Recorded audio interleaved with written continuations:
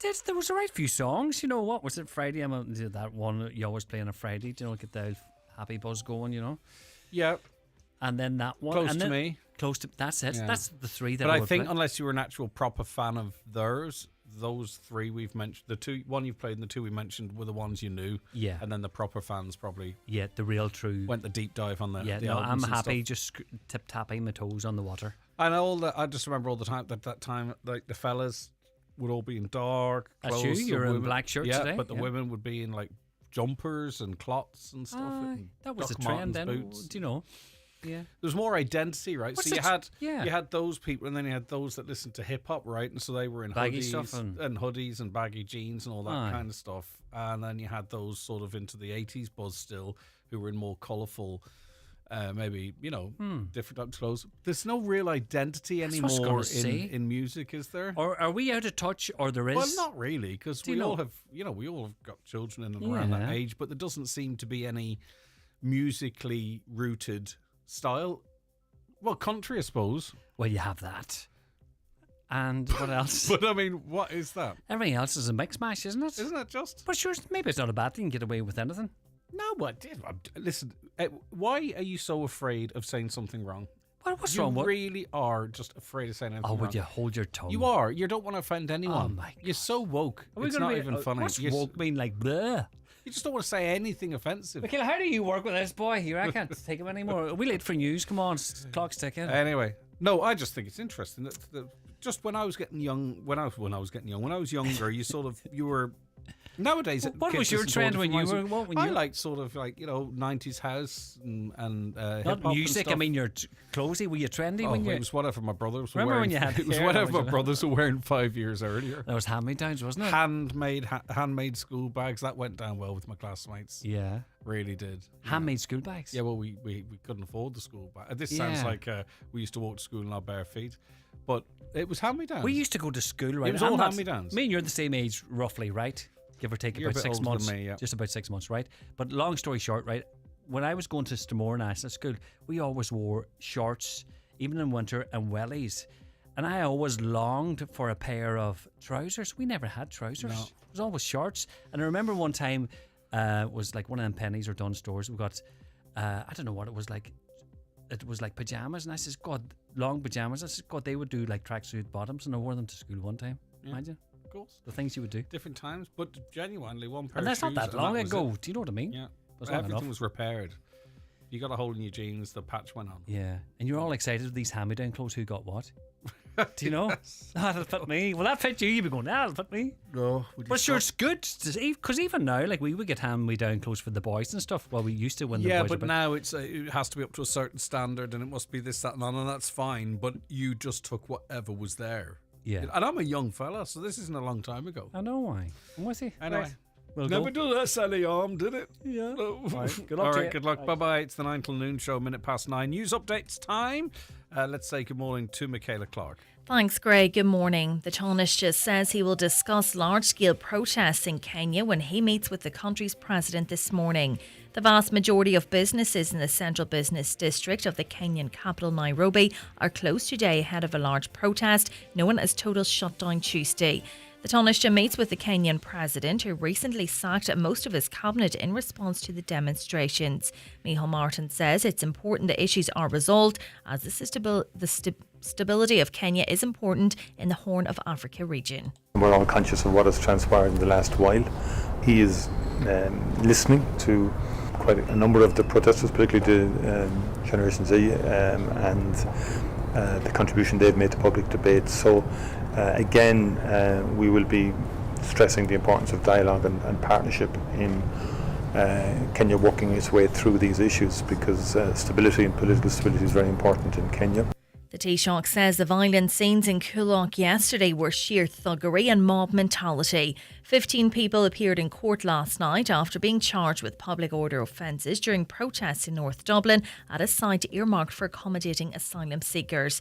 Simon Harris says those involved can't call themselves protesters after rocks and missiles were hurled at Garda, and he's hit back at claims there wasn't proper community engagement. This is not protest. This is not an issue of community engagement. This is an issue of a relatively small number of people who think that they have a right to do whatever the hell they like in this country, who show absolute disdain for the laws of our land, disdain for the men and women of An Garda Síochána, disdain and disrespect for people going out and doing a day's work. The National Inpatient Experience Survey is now underway in Letterkenny University Hospital. The annual survey offers patients the opportunity to share their experiences of care at the hospital and submit improvements they believe are necessary. More information is available on yourexperience.ie. Efforts are underway to prepare a town centre first plan for Glenties. Donegal County Council is seeking to establish a Glenties town team to prepare the plan. A drop-in event is taking place this coming Monday, July the 22nd, from 3 to 6 p.m. in the Glenties Community Centre. Anyone interested in being part of the Glenties town team is being urged to come along. Finally, for weather, a warm and mostly dry day with sunny spells and isolated showers. Highest temperatures of 16 to 20 degrees. That's all from Highland Radio News for now. We'll be back with news again at 10 o'clock. Until then, good morning.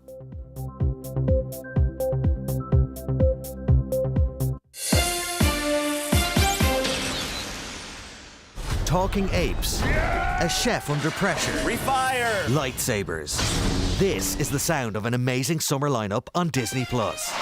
With new seasons of hit shows like FX's The Bear and Only Murders in the Building. Action. Plus, original series like Star Wars The Acolyte and blockbusters like Kingdom of the Planet of the Apes. What a wonderful day! Summer's better with Disney+.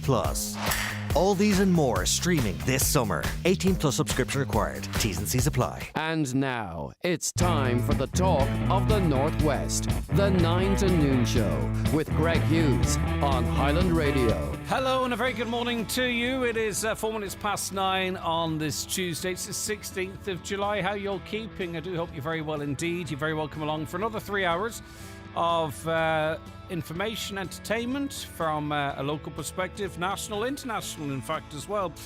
We want you involved in that conversation, starting your own 086 60 25,000, your WhatsApps and texts if you're listening to us from outside the Republic, 0035386 60 25,000. Give us a call too, 07491 25,000. If you want to email the show, it's comments@highlandradio.com. Now, if you want to watch the programme, if it suits you, maybe with the children off school, you're at home and you don't have to leave the house, well, throw us up on your smart screen TV on YouTube, Highland Radio Ireland. The app is there, or if you have a Fire Stick, you can watch us on that as well, Highland Radio Ireland. And we're across Facebook. At the moment, we're not on X because Elon Musk's decided that you have to subscribe before you can stream live on the X platform.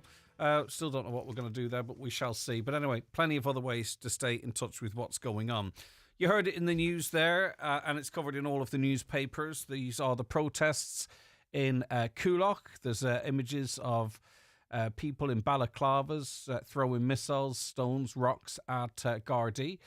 And concerns are mounting within the Gardaí about a growing complex and volatile security threat in North Dublin after clashes between Gardaí and protesters opposed to international protection applicants being housed in a disused former paint factory.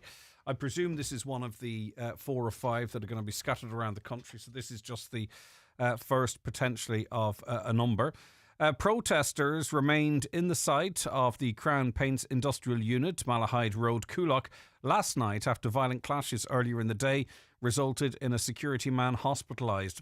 A number of Gardaí injured, arson attacks on a Garda car and a digger, and 15 arrests being made. The Garda operation, which was continuing last night in a tense standoff with protesters and far-right agitators at the site, at its height involved up to 200 members of the force, more than 40 Garda vehicles and the Garda helicopter monitoring from above. The violent scenes included fireworks being aimed at lines of public order unit Gardaí. Also thrown at Gardaí were glass bottles, so-called fast gas canisters, rock, stones and curbing taken from businesses within the Malahide Road retail centre. Gardaí can be seen as well charging people or moving them along with their shields, pushing them along, using pepper spray or whatever spray it might be, taking people to the ground, arresting them.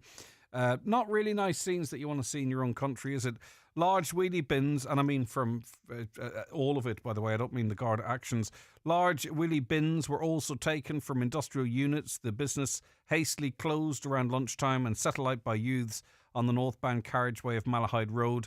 Debris littered large sections of the road after the violent scenes were subdued by about 4:30 p.m. Now, I don't know the makeup of the protest. I don't think it really matters if they're from the area or not. That's something that's not really relevant to me anyway, because even look, in terms of planning applications, I could oppose a development in Cork if I wanted to. That's allowed. So I don't really see the issue with people from outside an area coming in to join a protest. Obviously, it's the nature of the protests and the violent scenes. I mean, there are ways to protest that don't involve this type of activity, but it's also not clear in these instances, you know, whether people involved in this are just having to go at the cops, in inverted commas, and don't really know why they're there. Do you know what I'm on about? People that are just see a bit of public disorder and want to join it in. I don't know. It's very hard to determine what is precisely going on, but unsavoury scenes, to say the very least. Any views on that, let us know.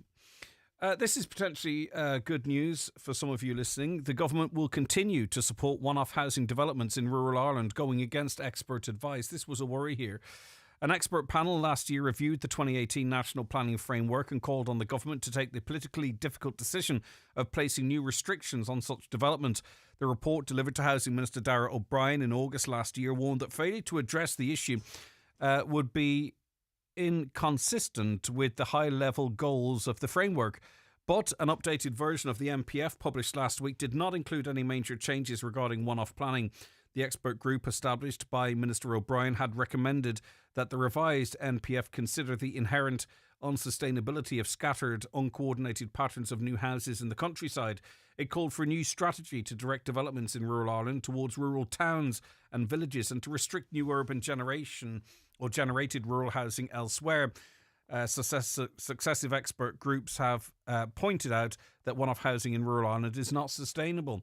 However, rural TDs have defended people's right to apply for and gain permission for one-off housing in areas where they grow up. Last week, the Acting Assistant Secretary in the Department of Housing, Paul Hogan, said the approach to rural areas in the draft revised NPF is largely focused on supporting the current policies approach, which promotes the development of rural areas, including through managed and sustainable growth. Now, there was sort of a little bit of a standoff, would you call it, whereby the Donegal County Council's county development plan and elements of development in it along N56 and elsewhere was somewhat at odds with national policy. Now, I'm not quite sure if this covers that, but certainly something we'll look into and get some sort of a clarity on it, because there was, as I say, what councillors wanted in the county development plan in terms of certain areas of housing didn't jive with the national plan. So we'll see if that's if that covers that. Okay, in the Mail this morning, Irish dermatologists have warned social media users not to fall for dangerous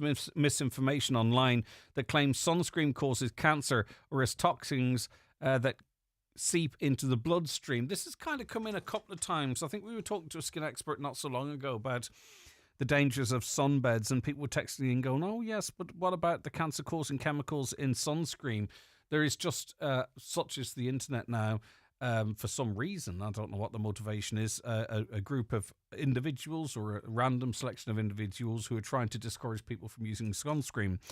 Videos claiming sunscreen contains harmful chemicals will lead to cancer or disrupts hormones have received thousands of views across social media platforms, with dermatologists eager to combat the nonsense theories. American reality star Kristen Cavallari is among the high-profile personalities who have said they don't wear sunscreen. Other influencers have claimed it is unnatural, carcinogenic, or contains toxins that can seep into the bloodstream. One video, where the creator urged viewers to opt for a good diet so the body can produce its own sunscreen, gained more than 400,000 views on TikTok. Others shared alternatives that include homemade creams, herbs, and working to build up your sun exposure. Now, at the end of the day, I think it's been pretty much established now that exposure to sunbeds damages the skin, can cause cancer, can cause skin cancer, the biggest cancer in Ireland. But there's a big difference, I suppose, between saying don't use sunscreen and protect your skin in other legitimate ways versus just go out and get used to it. You know, that's different information there. Anyway, we might talk about that either today or down the line.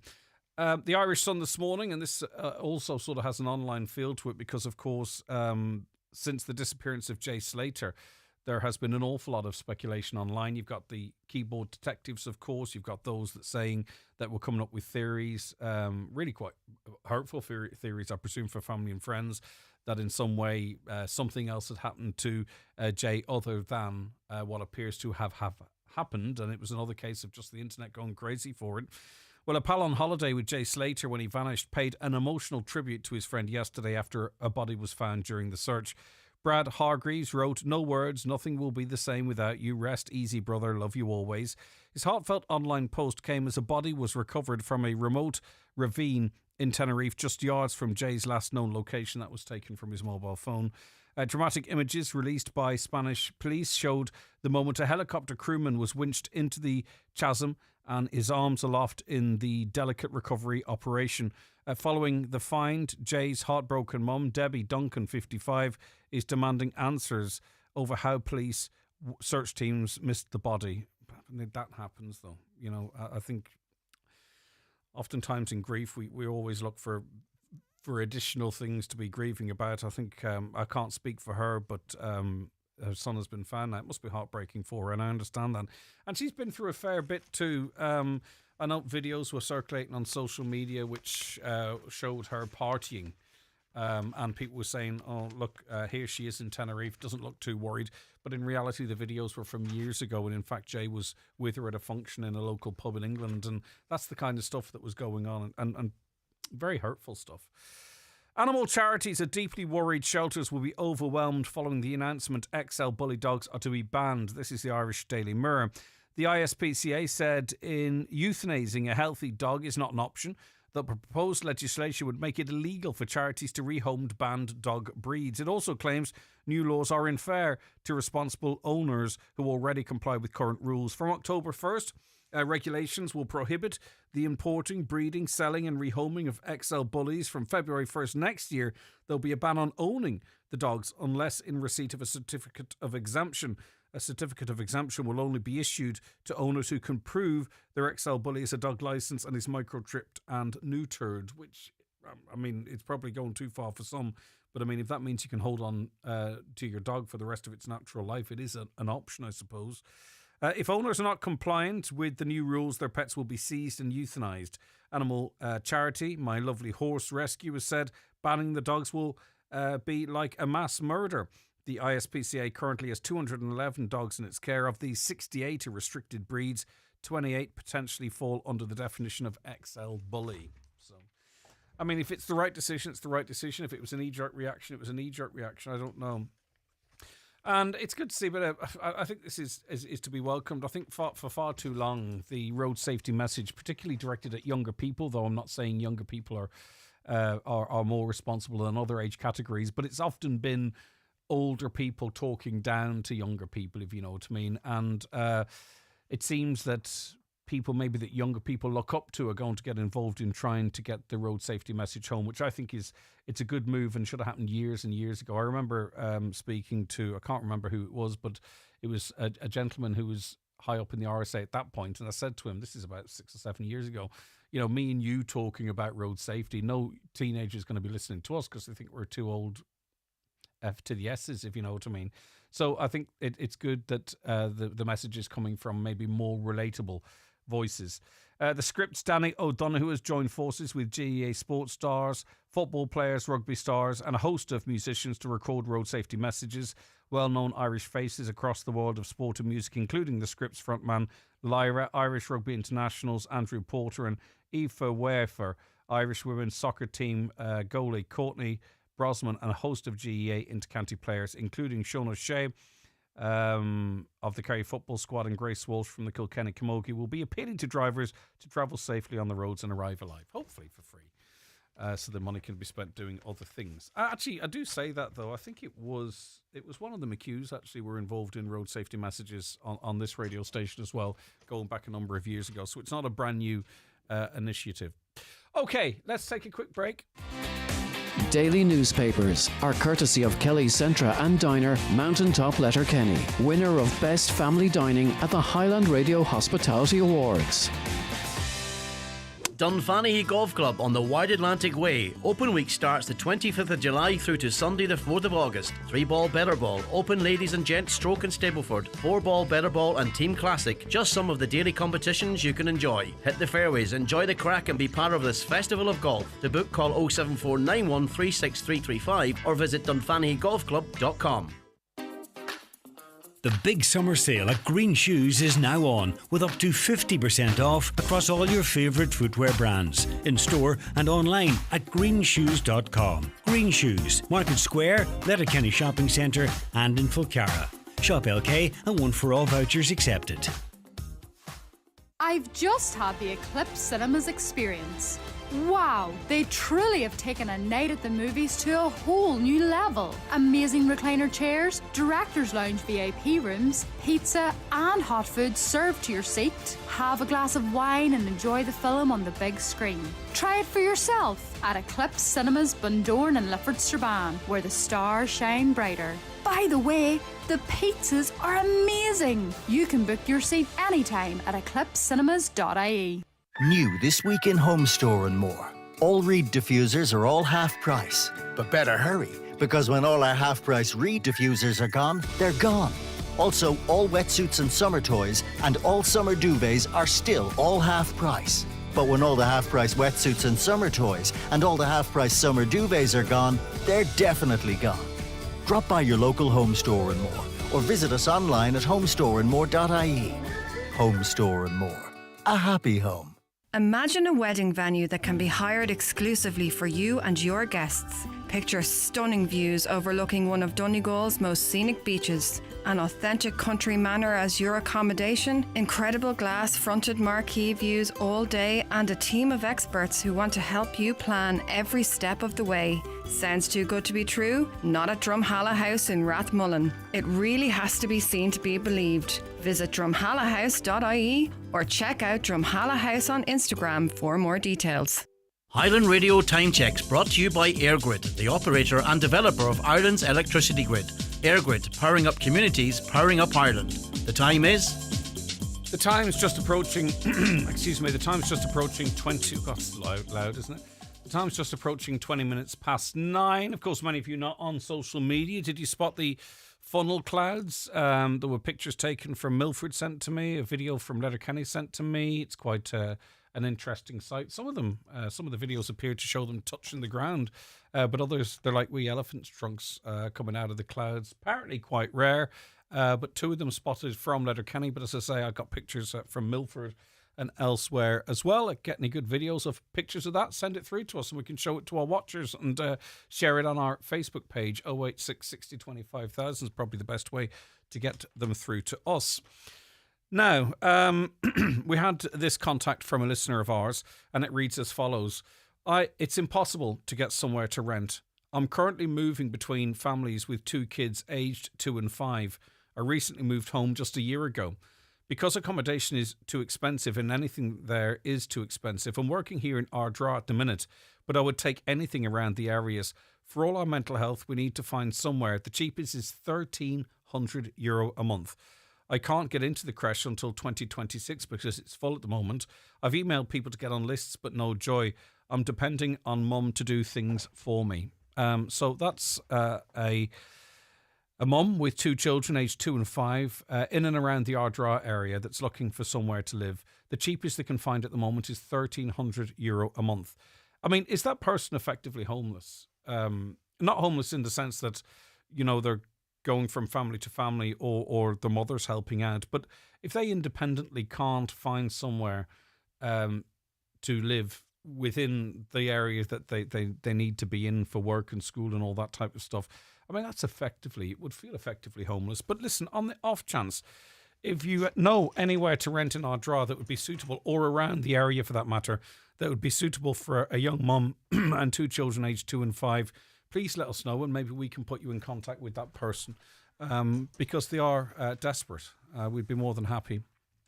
We'd be more than happy to put you in contact with them, so to speak. Right, okay. Now, we're going to talk about the defective concrete block scheme again. Of course, we've been told, and Minister Charlie McConalogue released a press release towards the end of last week talking about how it's working for a lot of people and changes are being made to it. We heard the Taoiseach Simon Harris on this show saying, look, tweaks are needed, but for the most part, they are following the science. He was very quick to point that out, and that the scheme is working for many people. But for many people, it simply isn't. And there's a growing cohort of victims of the defective concrete block scandal that are facing the same experience. Marty McElhenney is with me on the show now. Marty, thanks for your time. Lovely to speak to you. No, thank you. Thanks for taking on the call at all. No, it's important to get this out there. So there is more and more people seemingly having their option downgraded by the housing agencies. So maybe the best way to explain it is originally what you were told was required for your house, and then the process to being told that something else would do. Okay, Greg, I'm part of an ever-increasing group of downgraded homeowners, and we've come together because we have all been transferred over to the housing agency. And then the housing agency they have downgraded us. They have essentially said that the recommendations from the engineers that we have engaged, they've overruled them. And in most cases, that the overruling that has happened has been done from a desk. So they haven't even visited our house. So we initially got our core samples and our engineer's report in September 2021. And we were transferred over to the housing agency in June 23. And the 4th of June of this year, the housing agency came back to us and said that they didn't agree with our engineer's option 1 recommendation, and they downgraded us to option 3 instead. And this is just not feasible. And just in relation to that, Marty, obviously 3 years have passed since the initial report was drawn together, the initial core samples. Was Absolutely. There a site visit in those intervening 3 years for them to make that determination that option 1 wasn't the correct option? Absolutely not. And this is one of the huge problems we, the downgraded homeowners, have, is that we haven't had any visit. We have no noted deterioration since. In my case, it's nearly 3 years. There's other people who haven't had a visit in 4 years. So essentially, the decision is made at a desk without noting any further deterioration off our own homes. And it's so we heard also it isn't working for us. We heard also too from the Taoiseach Simon Harris last week, who cut across me to say, I take issue with that. We are following the science. So your block showed levels of pyrite and pyrrhotite present in the blocks. Is that factored into the decision to switch you from option 1, full demolition? It is to an extent. The housing agency report from their engineer is kind of taking it on to an extent. They are agreeing with my engineer's report. They are saying, it is noted that I have high susceptibility to deterioration due to presence of potentially problematic lithodages and minerals. My rising walls have a low Newton strength. In my eyes, it's 6.5 Newton noted. My rising walls are really deep. It's 1,650 millimetres deep. There is mica present in a large amount. There is pyrite and pyrrhotite. And my rising walls are in noted blue clay soil, wet conditions, and the rising wall has been wet for prolonged periods of time. But the housing agency then are sort of saying they think that we have adequate strength levels in our concrete blocks to sustain the rising wall. Okay. When they've actually, they've undermined their own opinion in many ways already. So just for those who may not be aware, Marty, obviously option 1 is full demolition, isn't that correct? Yeah. What are they actually proposing that you do? And say it slowly, because I want people, as you describe what they want you to do, to sort of imagine what it might look like in their minds. So what is the option that's been given to you now at this point? Okay, right now they want me to do option 3. Option 3 to me is remove the outer walls and the inner walls and leave the rising wall. But the rising wall is where we have a huge problem with, because the rising wall has noted issues, and they essentially want me to rebuild on a rising wall, which is at huge risk of further deterioration or degrading, and they want me to build on it. What about your internal walls? The internal walls, they're saying that's fine too. They're not taking that into account. So literally it's the whole outer leaf and inner leaf of the house. And then building on top of rising walls, which my engineer, the chartered engineer that we engaged, is saying, the rising walls have issues, we can't do that. It sounds That's to what me they- you know, like there's- this would also be a very expensive way of repairing a house. I mean, what builder or what contractor might want to go in and like the roof is still there, the rising wall's still there, and I know some people call that different things, but rising wall seems to have been the most common way of describing it. The internal walls are still there. It sounds like a nightmare job. It's a complete nightmare. And the other thing is they want to give me 242,000 to do this. But I know, I feel in my heart that, I'm going by, we are moving along with the science and we are listening to the people who actually know what they're talking about. And my rising walls are going to fail. So then do I have to go back? And if I have to go back at that stage, I have to demolish my house anyway. The rising walls are going to fail. They have no issues. That is what... that's what's hugely suspected by all, is that, we're following the science, and the science is telling us that with these deleterious materials, there is a huge risk of the further deterioration, and we have to go by that. And the Housing Agency have essentially just ignored that in their report, and they just want me to build on top of walls that I know and has been noted they are at huge risk. So, I mean, you've got a 90 days to appeal. I don't know what that appeal looks like. Do they send someone out to site? Because just to clarify here, what we have a situation where a chartered engineer goes on site 3 years ago, by the way, checks over the property. There's core samples taken. The determination is that the house needs to be demolished, and of course, there's concerns over the rising walls. Then that lands on a desk somewhere in Sligo, I think you've mentioned, and someone remotely says, oh, no, what we'll do is we'll leave the roof, we'll leave the internal walls, we'll leave the rising wall, and what we'll do is we'll give you 270,000 to change the inner and outer leaf of the, effectively the four walls, but whatever shape your house is. Yeah. So that to me then please, Marty, go ahead. I just want to make sure... Oh, yeah. Because you're so involved in this that you know everything, but I really want the public to get what we're talking about here. But go ahead, Marty. Okay, another point is that the engineers engaged by the Housing Agency, they were issued with a description of services, and under that description of services it asked the chartered engineers individual dwelling final report to the Housing Agency shall include the following: the extent of damage to date. But essentially in my case and lots of other cases, you're missing years of further deterioration not taken into account because nobody's come to visit my house. Yeah. But it leaves you in a situation like, what do you do? Say, for instance, the appeal is unsuccessful. Do you sit and wait and see if the science changes, in inverted commas? Do you sit and wait to see if there's a change of government and policy? Like, it can't.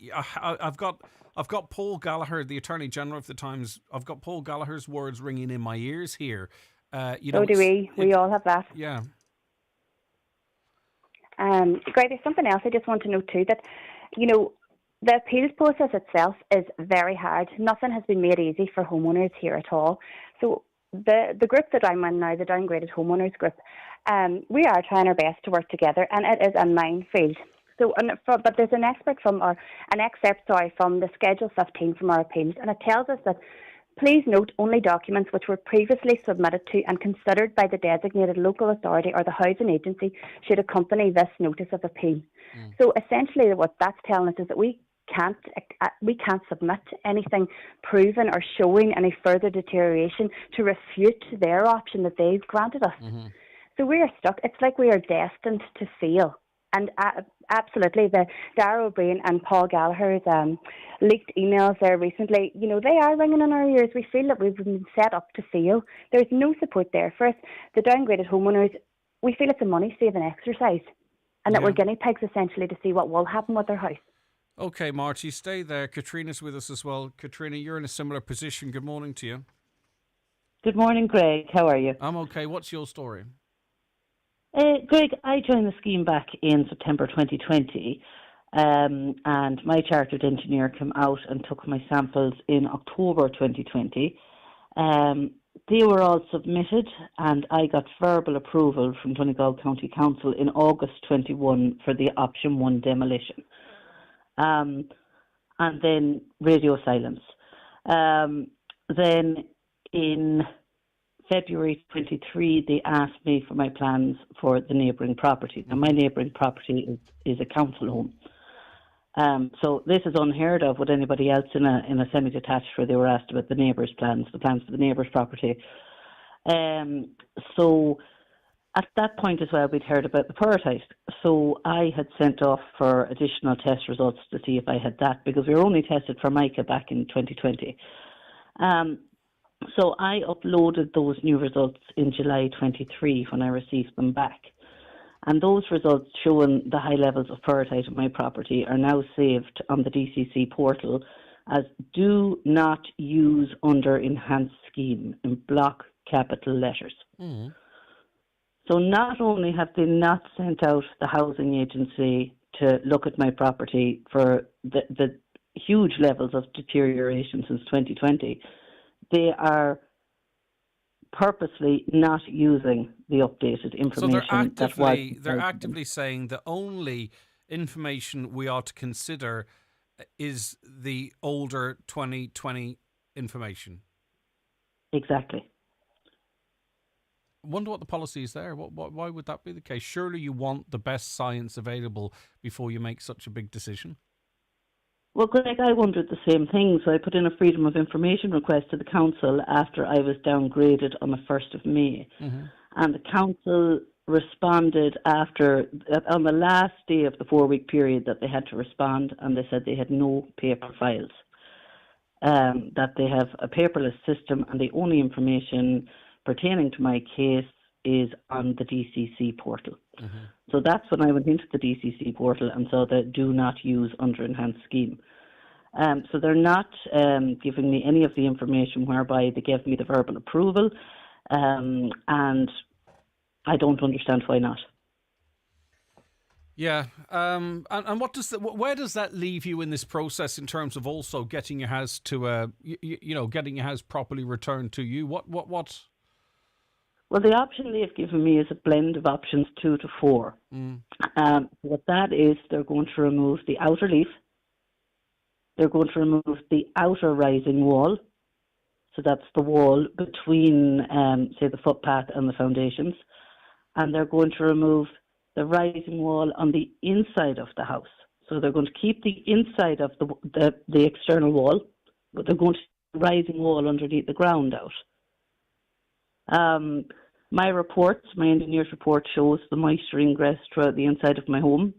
I have cracking throughout the inside of my home. The technician who visited back in July 23 to see if I met the damage threshold, I invited him into the property to record all the internal cracks showing the damage inside. And he said, no, that wasn't in his remit, that a different engineer from the housing agency, or an engineer, sorry, he was a technician, an engineer from the housing agency would visit at a later point to record the internal cracks. And then I was downgraded on the 1st of May without anyone having visited or contacted me in any way.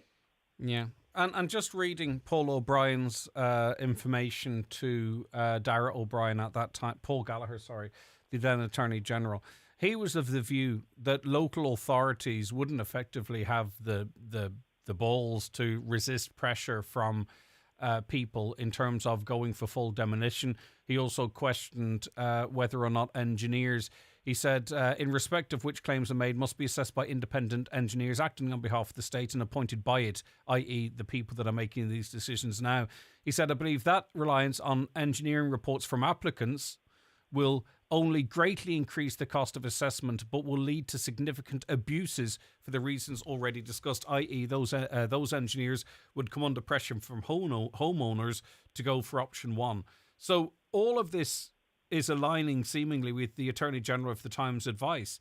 You don't want the council making the decisions because they'll be under pressure, and you need state-owned engineers going through the appeals process seemingly because homeowners would be putting too much pressure on the chartered engineers to go for option 1. It's really been interesting to hear from you, Katrina, and to hear from Marty, because it really kind of seems to put that Attorney General advice into context. Yeah. You see, the bit about that I don't understand, Greg, is that I don't know my chartered engineer. I had to take a random name off a list that the council provided me with, and I had to ring those numbers. And the reason I chose my engineer was because he was the only person who answered the phone at the time. Right.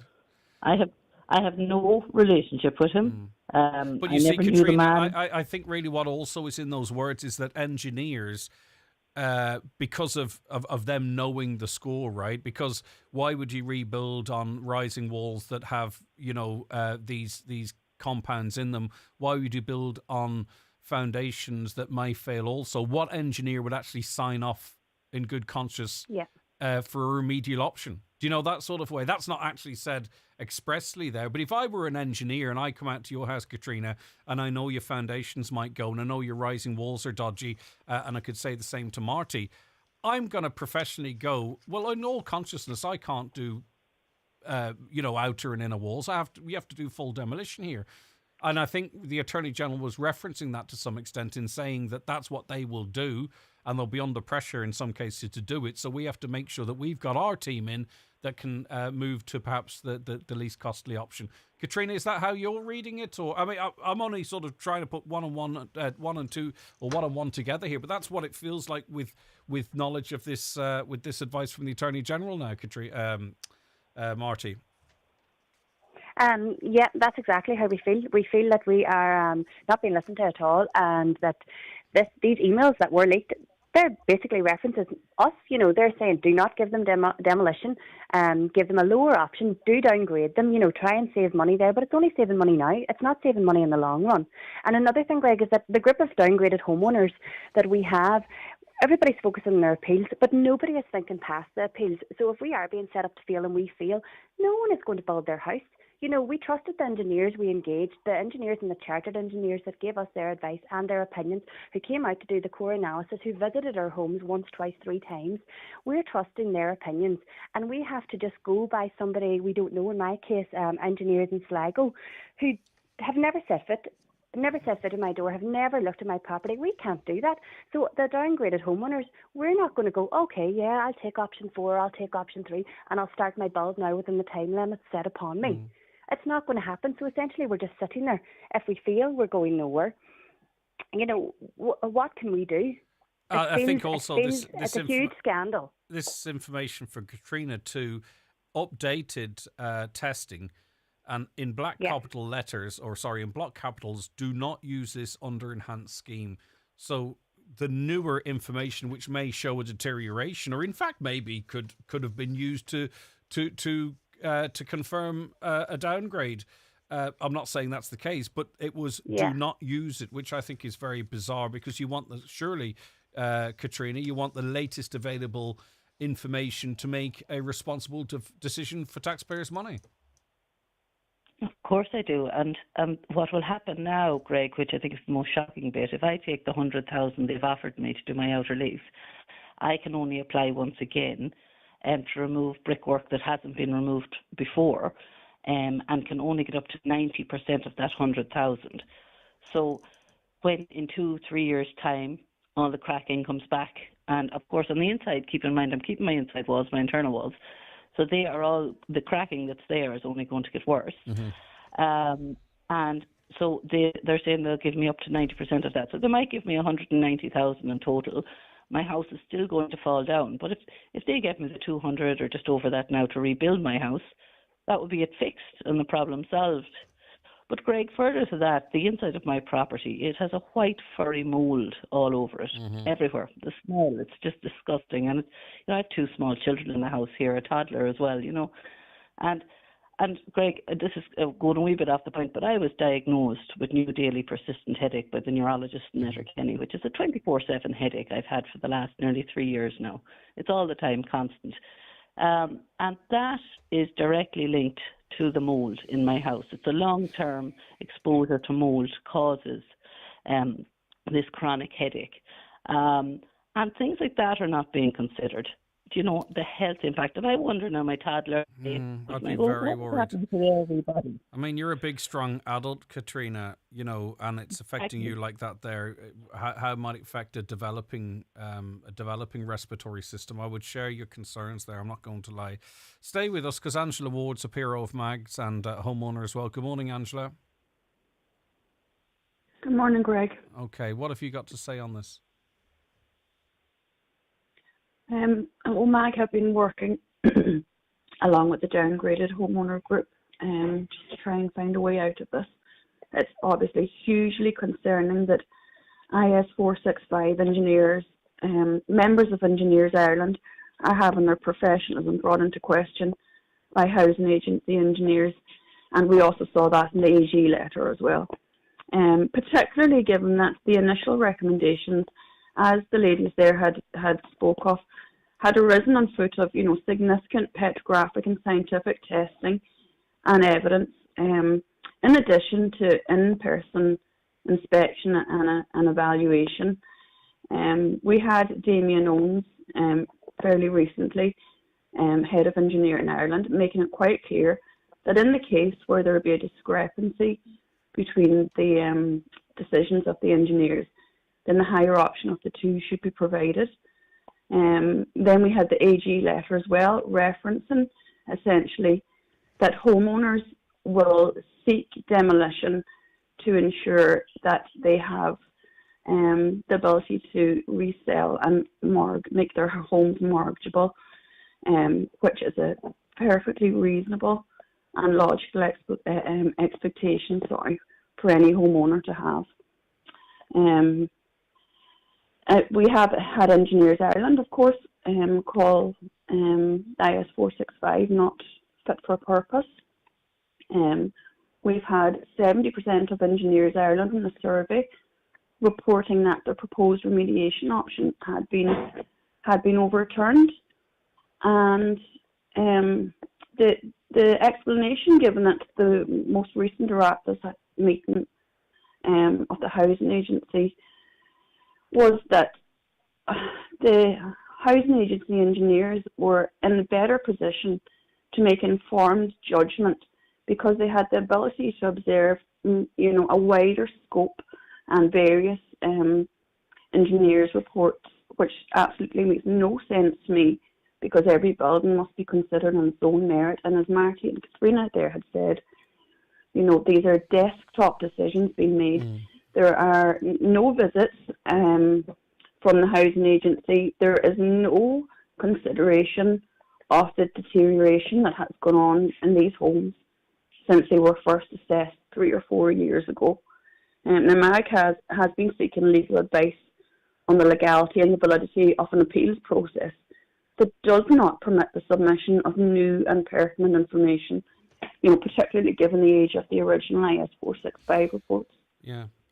I just want to remind people of the Attorney General's advice. Now, Simon Harris said in this show yesterday that it was just advice and that no one elected an Attorney General to make these decisions and so on and so forth. But just in the context of what we've been saying now, Paul Gallagher warned that applicants to the scheme would be incentivised to seek a demolition and rebuild their homes, having seen others do likewise.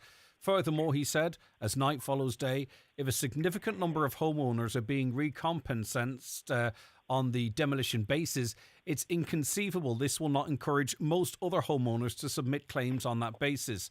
He said, there is the added complication that many of the engineers engaged by the homeowners preparing reports for submission to the local authorities may not have the required degree of expertise to confidently recommend anything less than full demolition and rebuild. Furthermore, these engineers are likely to be pressured by their clients to submit claims on that basis, and it would be difficult for them to resist doing so. As previously advised, it's going to be essential, and here we go, to lay down stringent conditions which must be fulfilled by every applicant in order to obtain payment on the basis of any other option other than the least costly option. Now, we're being told that this advice wasn't taken, it was only advice, but it seems to point exactly to the situation that we are finding ourselves in. I was under the impression as well that a lot of the original IS 465 chartered engineers were trained by the Department of Housing, and it's now that's the very same department is overturning their decisions. I don't know do you want to come in on that, Marty? I don't know the actual. I don't know. I suspect there probably is truth to that. To be honest, because they're definitely following the AG's letter, really. I suppose, aren't they? All right. Is there anything? Yeah, and that is the case because. Yes, Katrina. Sorry, I was just going to say that is the case because original homeowner engineers now have moved across to be employed by the housing agency. Okay. Right, well listen, So some of them are one and the same. Yeah, we're going to make our inquiries and see if we can get any more information on it. Marty, what about other people going through this on their own and thought they were the only ones? How can people access this group? There is a downgraded homeowners group. If they want, I can leave. I'll leave my name, number, maybe with Caroline or somebody, and we can get them through that way. Okay. Yeah, so they are most welcome to come and join us. We don't know what we're doing really half the time, but working together, we're trying to find our way out of this mess. It's the only way to do it, for sure. All right, Marty McElhenney, thank you. Katrina, thank you. Angela Ward, thank you very much indeed. And I hope common sense prevails for you and all of those affected by this. Watch the show live now on YouTube, Facebook and at highlandradio.com. Jimmer the Thoughts of Colin Ferreter and Shaw, Biggie Linley, he kidding you, Sharku Dia Huck the Clog Lahai, Rulla Bulla, Nuraves and Crutchort, Umbracha, Emma Rouse, Bios the Studio Lum, Rulla Bulla, he kidding you, Biggie Lynn. Pedio thread lifts and skin boosters which rejuvenate the skin by improving facial contours, lifting and tightening the jowls, neck, cheeks and eyebrows are available at Genesis Aesthetics and Skincare Clinic Gidor. To choose the right aesthetic treatment for you, contact Mary Ferry, your aesthetic practitioner. Also offering fat dissolving treatments, dermal fillers and laser treatments for all skin conditions. Hair and makeup packages also available. Genesis Aesthetics and Skincare Clinic Gidor, 07495 325 75. Do you need a UK address? Save hundreds of euros on custom charges shopping online with Space Hub Dairy. We provide a full virtual address mailbox service for all your business and personal use. Save hundreds, possibly thousands, on custom charges with Space Hub Dairy. Call 048 71 87 8077 for more details. New store Call of the Wild is now open on Main Street, Letterkenny, with top quality outdoor clothing, footwear and equipment. Also the best advice and great service. Top names include Bearcouse, Yeti, Gore-Tex and Orca. Also Rip Curl, Camping Gaz, Hoka and many more. Get the best gear, whatever your lifestyle, at Call of the Wild in Letterkenny. See callofthewild.ie. Your brand new Nissan is waiting for you at iMotors. Don't worry if you've missed out on the 242 pre-sales. We have a wide variety of Nissan cars to suit you, including the SUV of the year, the Nissan X-Trail. Avail of finance offers starting at 0% or save €10,000 off the Nissan Leaf. Visit imotors.ie and get immediate delivery today or visit our showroom. Join John Breslin and the Highland Radio Outside broadcast team this Friday 19th from 12 to 2:30 p.m. for a live broadcast to celebrate the grand opening of Brennan's new pharmacy in Letterkenny Retail Park. Come along if you're in the area. Loads of special offers, prizes and giveaways. That's this Friday from 12 to 2:30 at Brennan's new pharmacy in Letterkenny Retail Park. Get ahead of back to school this year at Dunnes Stores. From prepping for their very first day to refreshing their uniform, now's the perfect time to shop schoolwear for the adventures ahead.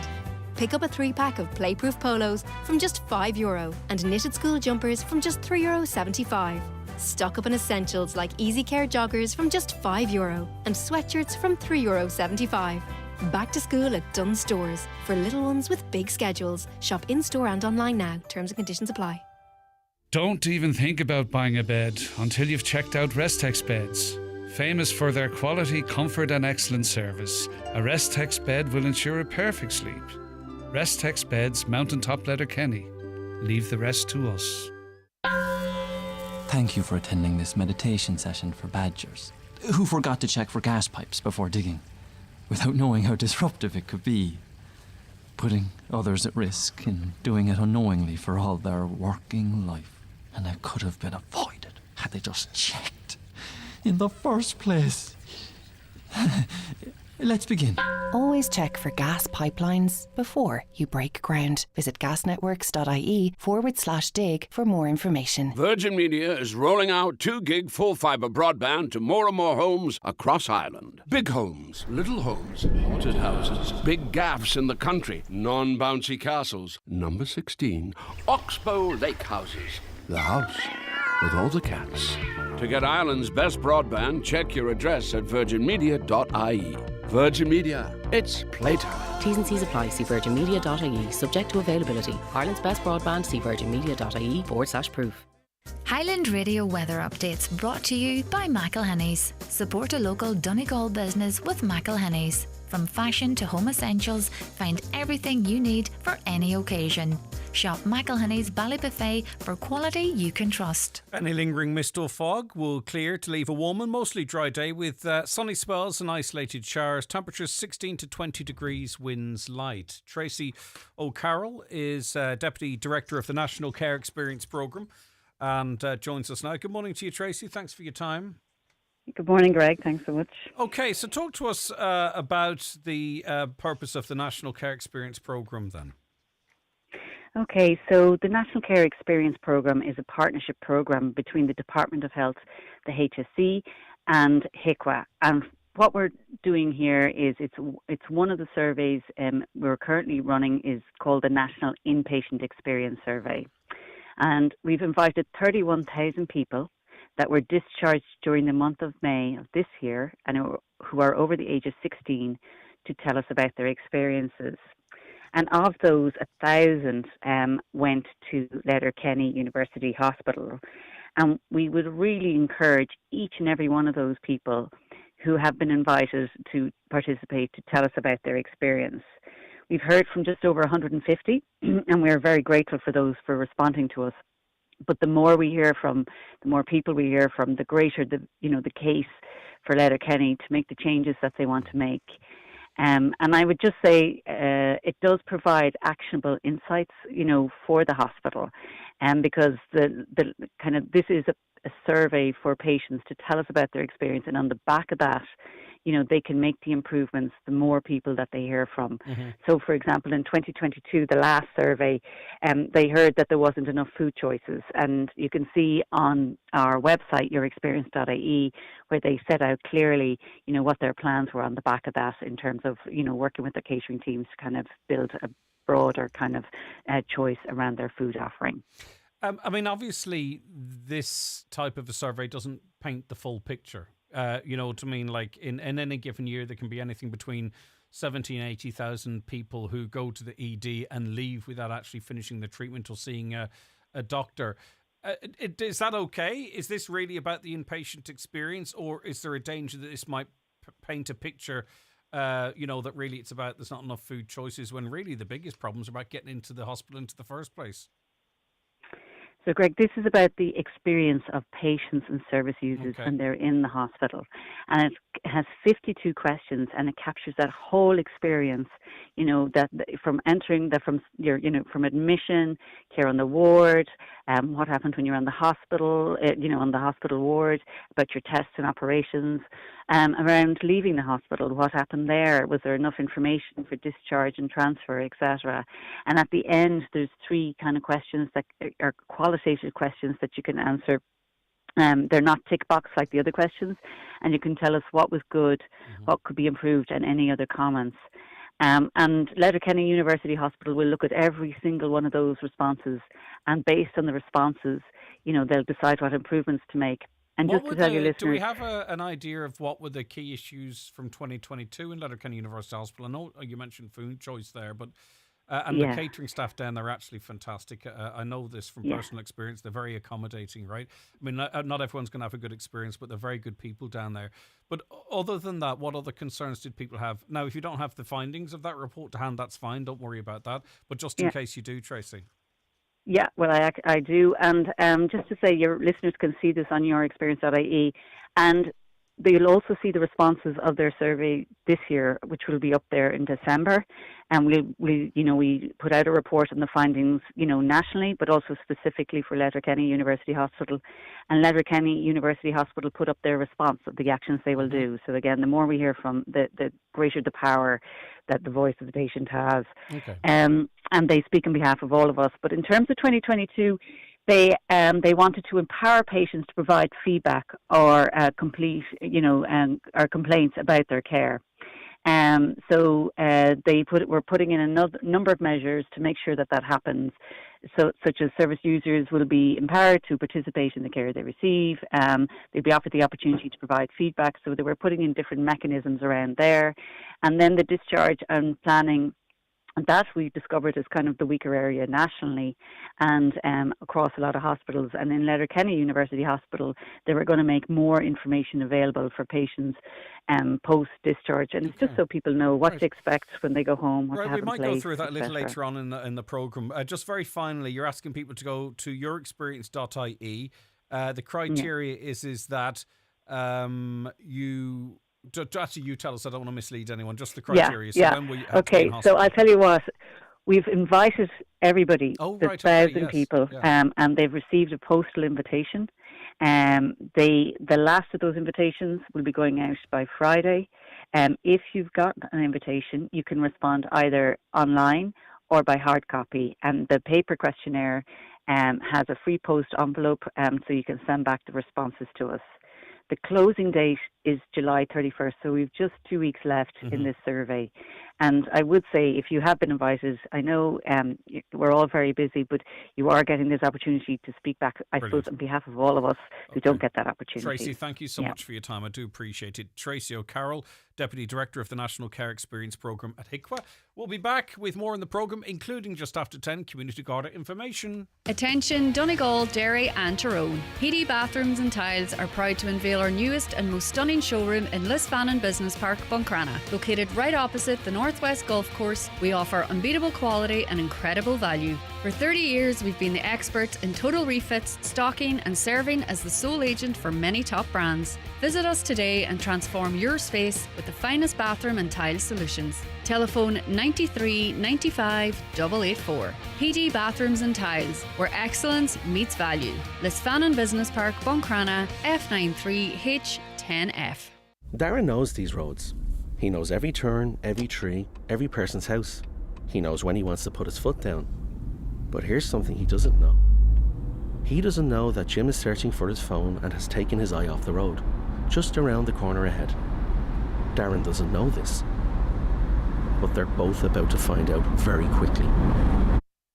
Even if you know the road, you don't know what's coming. Say no to speeding. A message from the Road Safety Authority. Visit rsa.ie. Need rapid care for a minor injury or fracture? Why wait when you can be seen today at Kingsbridge Northwest Minor Injuries and Fracture Clinic? See a GP with A&E experience and avail of further scans and surgery with highly trained nurses, radiologists and orthopaedic surgeons on site. Available Monday through to Saturday in Ballykelly for Leia insured and self-paying patients. Visit kingsbridgegpclinic.com today for further information. Holmes Travel Castlefin require a part-time bus driver working 20 hours per week. A full clean Class D driving licence and current CPC card is required. Experience preferred but not essential. Please send your CV to homestravel@live.com or call Holmes Travel Castlefin on 087 211 4455. Come along to the Glencolumkill Agricultural Show on Sunday 4th of August, featuring cattle, sheep, horses, poultry and all marquee classes. A great family day with children's fun and live music. Entries are now open on glencolumkillagriculturalshow.ie or visit their Facebook page. Live, on air, online and on the Highland Radio app.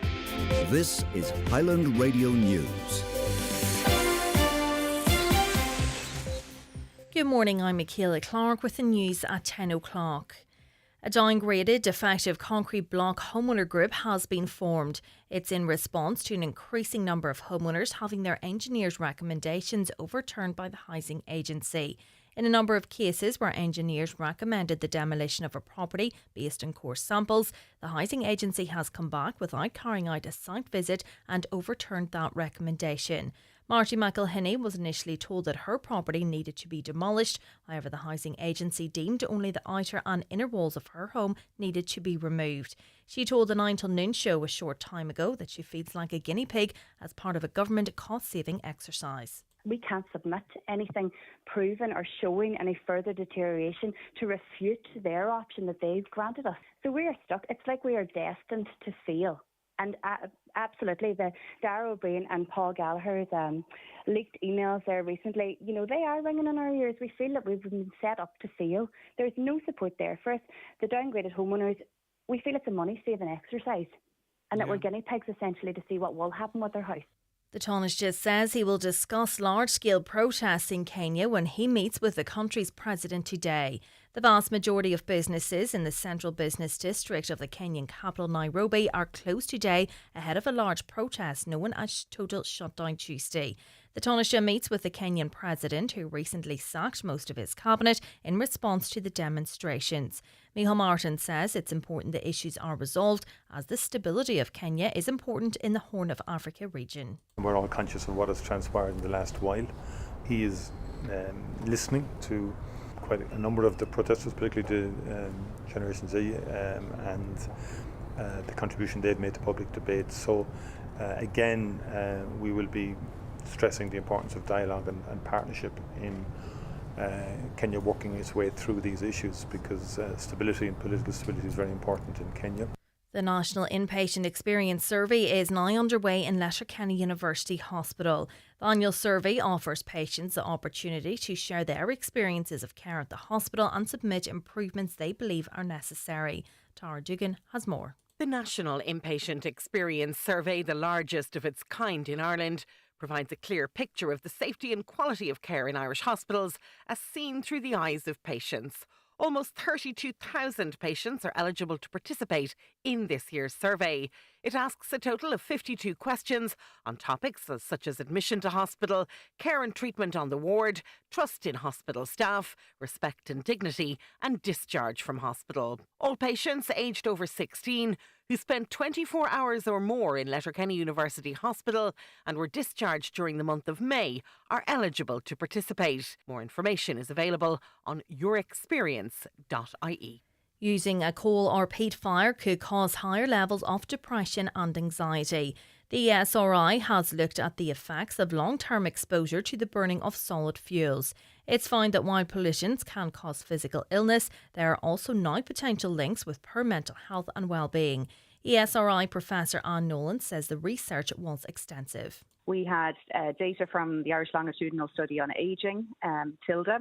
We have data there on the respondents on their mental health, and we linked that to annual levels of air pollution over a 17-year period. And we found that people who were living in areas that had higher levels of this type of air pollution, they had higher levels of depression and also anxiety. Efforts are underway to prepare a town centre first plan for Glenties. Donegal County Council is seeking to establish a Glenties town team to prepare the plan. A drop-in event is taking place this coming Monday, July the 22nd from 3 to 6 p.m. in the Glenties Community Centre. Anyone interested in being part of the Glenties town team is being urged to come along. Weather now, a warm and mostly dry day with sunny spells and isolated showers. Highest temperatures of 16 to 20 degrees. That's all from Highland Radio News for now. We'll be back with an update again at 11 o'clock. Until then, you can keep up to date with the latest local news on our website highlandradio.com. Good morning. The obituary notice is for this Tuesday morning, July the 16th. The death has occurred in Kenton, Harrow, London of Rosanna Lawler, née Crawford, formerly the Ross Castlefin. Remains reposing at the residence of her sister Frances McMenamin, Carrick Castlefin, tomorrow from 6 o'clock to 9 o'clock. Funeral leaving from there on Thursday morning at 11:30 for Requiem Mass in St Mary's Church, Castlefin at 12 noon. Interment in the adjoining churchyard. The Requiem Mass will be streamed live via the parish Facebook page. The death has taken place of Jerry McFadden, Naas, County Kildare and formerly Brina Glenswilly. Jerry will repose at his home this evening from 5 o'clock to 7 o'clock with prayers at 7 o'clock. His funeral will take place tomorrow morning with Requiem Mass at 10 o'clock in the Church of Our Lady and St David Naas, followed by burial in St Corbin's Cemetery. The death has occurred of Kathleen Gallagher, née McLaughlin, formerly of Nora Fraser Court, Derry.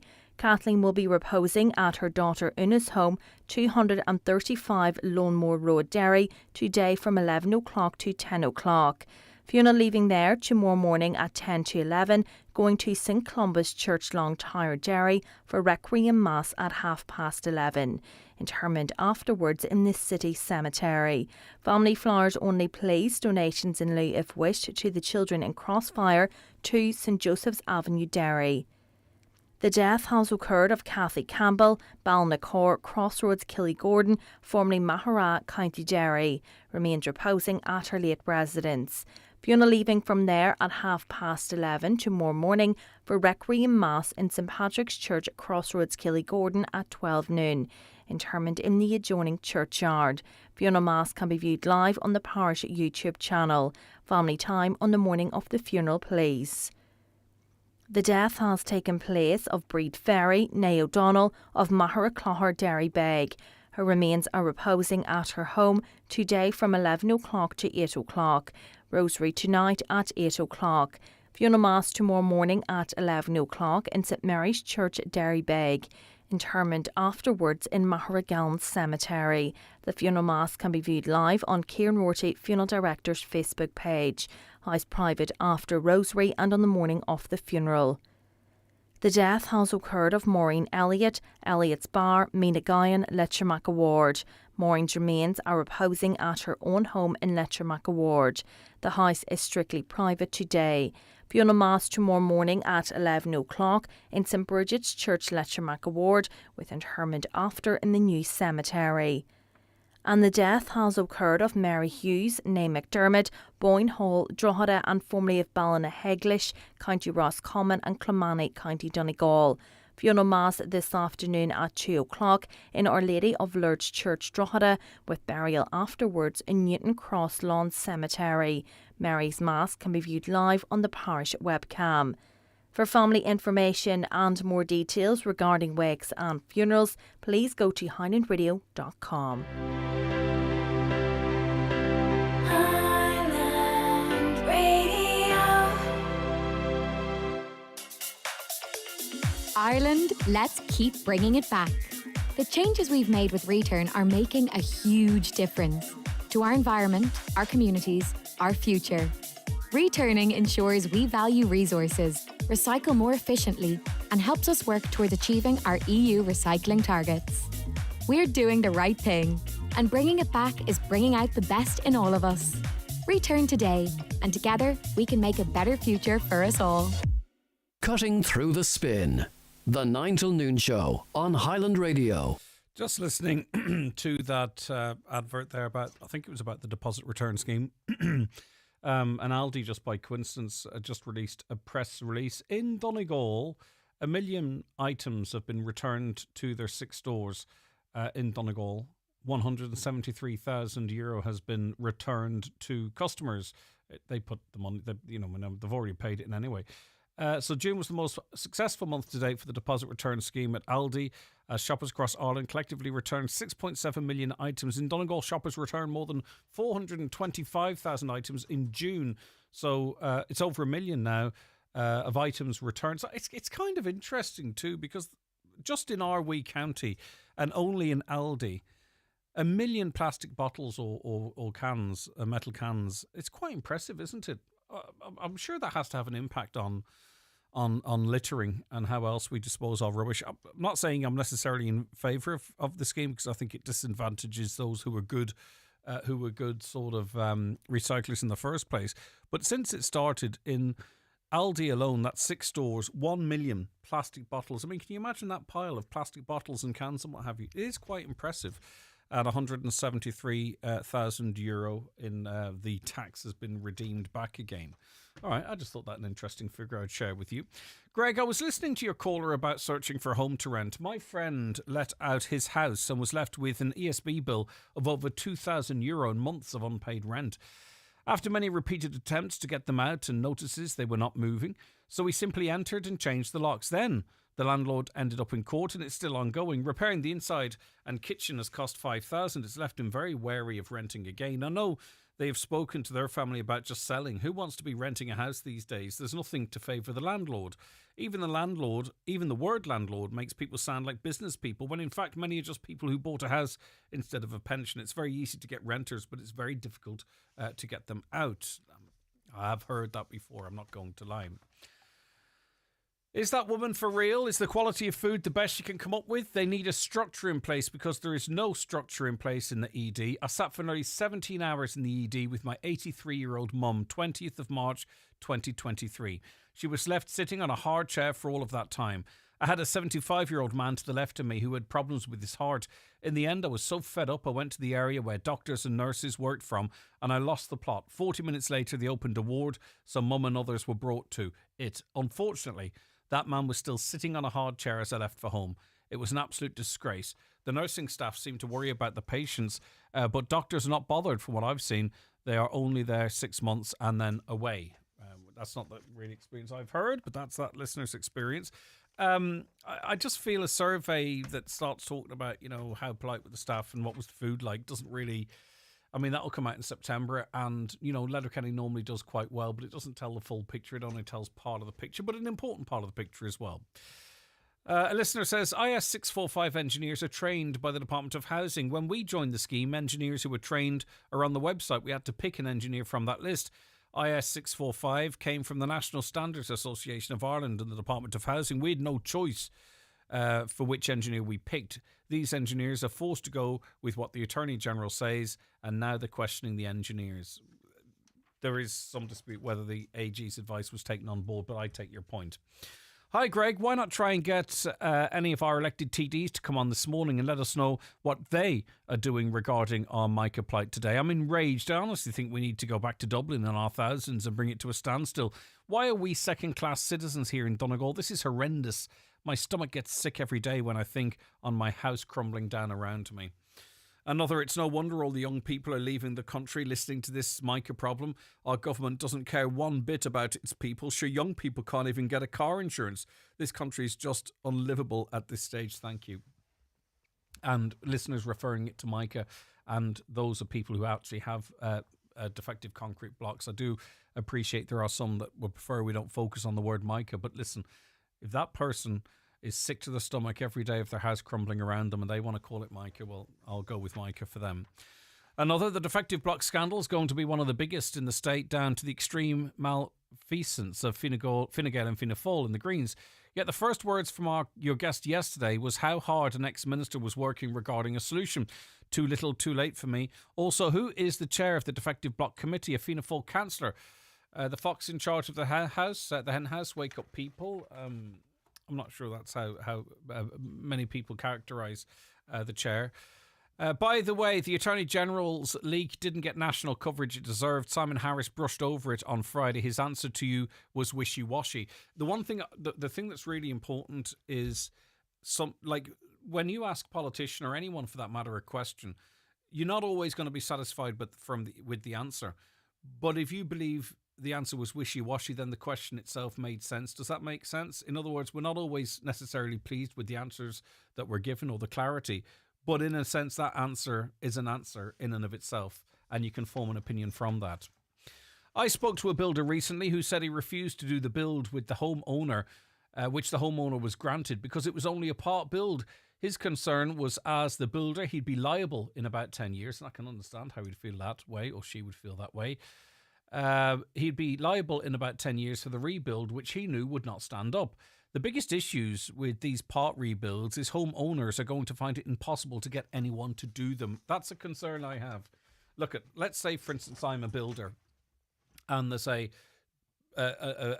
option 3 or 4 rebuild. The roof stays on. The eternal walls stay on. I have to fanny about with outside and inside walls and all that kind of stuff. Or I can go up the road and there's a derelict property that's just got its grant, and I can go in, build onto what's there, bang a roof on, away onto the next job. Which one am I choosing? Now I understand there's builders that specialise in different things, but the more complicated the build, I would probably choose the path of least resistance. I'm in the hard-working downgraded group, says Adele, with these amazing people. Thank you, ladies, for your advice, kindness and support the last couple of months. Best wishes. Oisin says that the housing agency contracting the same chartered engineers who gave initial reports for option 1 to then inspect the same property that they already know inside out. No pun intended. No pun. I get you. This caller says we're pensioners. We have bison slabs in our 2-storey house. Builders won't come in, as if the bison slab breaks, we are in big trouble. We even made an appeal for €1,000. It's cheaper to demolish the house than to keep the walls. Does anyone else have bison slabs? A lot of people have bison slabs. So if you want to get in touch with us on that, let us know. we have many, many, many more messages coming in on many different issues and on the issue we've been talking about there. But we're going to take a break because we're going to be coming back with Community Garda information. So please stay tuned for that. It's time for Vision Ireland Bingo on Highland Radio. It's Tuesday, 16th of July. Playing on a brown sheet. Reference number is S2. It's week 29. Today's numbers are 44, 36, 74, 48, 24, 68, 49, 38, 88, and 27.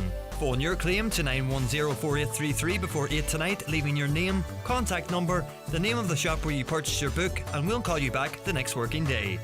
Get all your Vision Ireland Bingo information at highlandradio.com. Sheridan Security, now introducing zero-wire smart alarm systems. Zero wire, zero mess, and a real peace of mind. With a simple press of a button, your alarm can be set or unset, or download the free app and control it from your phone. Call us today on 074 912 6025 and get your alarm from €299. Stay local, stay safe, and protect what you value most with Sheridan Security Systems. Hey, got some old household electrical appliances or batteries lying around? Recycle them for free with We Ireland in partnership with Donegal County Council at our special collection day on Wednesday 17th of July in Falcarra at Dennis McCallion's yard, Fanmore, Falcarra from 10 a.m. to 4 p.m. We'll accept anything household with a plug or battery. See weaireland.ie. An bherum, bíonn rud ag an difriúil le déanamh i gcónaí. Is féidir le cuadróthair a bheith an gara is fearr atá agat. Ach mar bhfuil tú cosanta agus ilte i gceart, is féidir leis a bheith an náid is measa atá agat. Bhuiinn deireadh tragóideach leis an umarcha achtraí cuadróthair ermacha. Ón fiú lá samhain, beidh sé éigentach dúsadóirí cuadróthair clogad a chathmh agus iliúnt chuí a áil. Tá tuile eolais le fáil hsa.ie/farm safety. Tionscnamh de chuid rialtais na hÉireann. At Vodafone, we've just been awarded Ireland's best mobile network for the 9th year in a row. It's because we're committed 24/7 to making it the best network for you, so you can rely on Vodafone for the important things, you know? Like Sunday video calls with your best friend, staying in touch with the things that really matter in the family group text, or watching a 24/7 live stream of penguins at the San Diego Zoo. Go on, you know you want to. Vodafone. Together we can. Certified by Umlaut, see Vodafone.ie.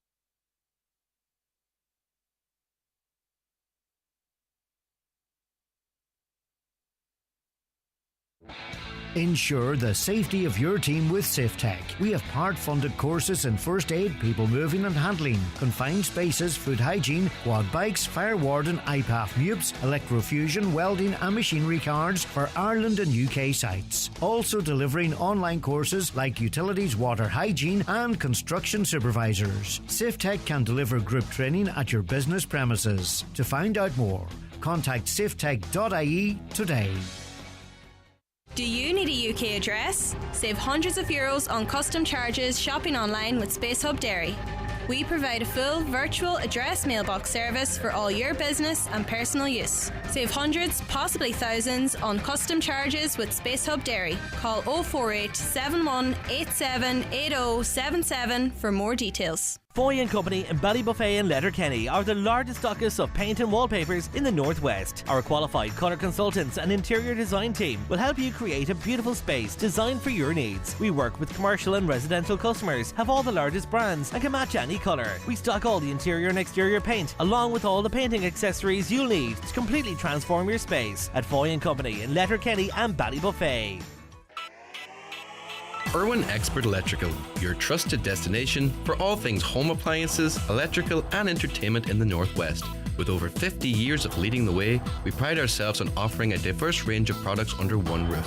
From top brands like LG, Samsung, Cooker, Bosch, Apple and more, take advantage of our free layaway service where you can store your new items until you're ready for them. Perfect for renovations and new build projects. Visit Irwin Expert Electrical today in Letterkenny or Buncrana.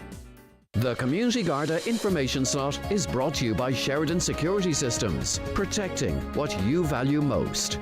Call today and get your zero-wire alarm system from €299. Sheridan Security, 91-26025. And you're very welcome back to the programme. It is time for Community Garda information on this Tuesday, the 16th of July. And in studio with me today is Garda Claire Rafferty of the Milford Garda Station. Claire, thanks so much for calling over to us. Lovely to have you with us. Good morning, Craig.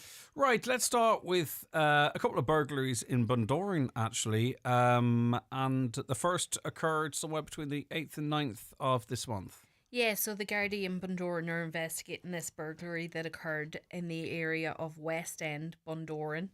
And it was between 11 p.m.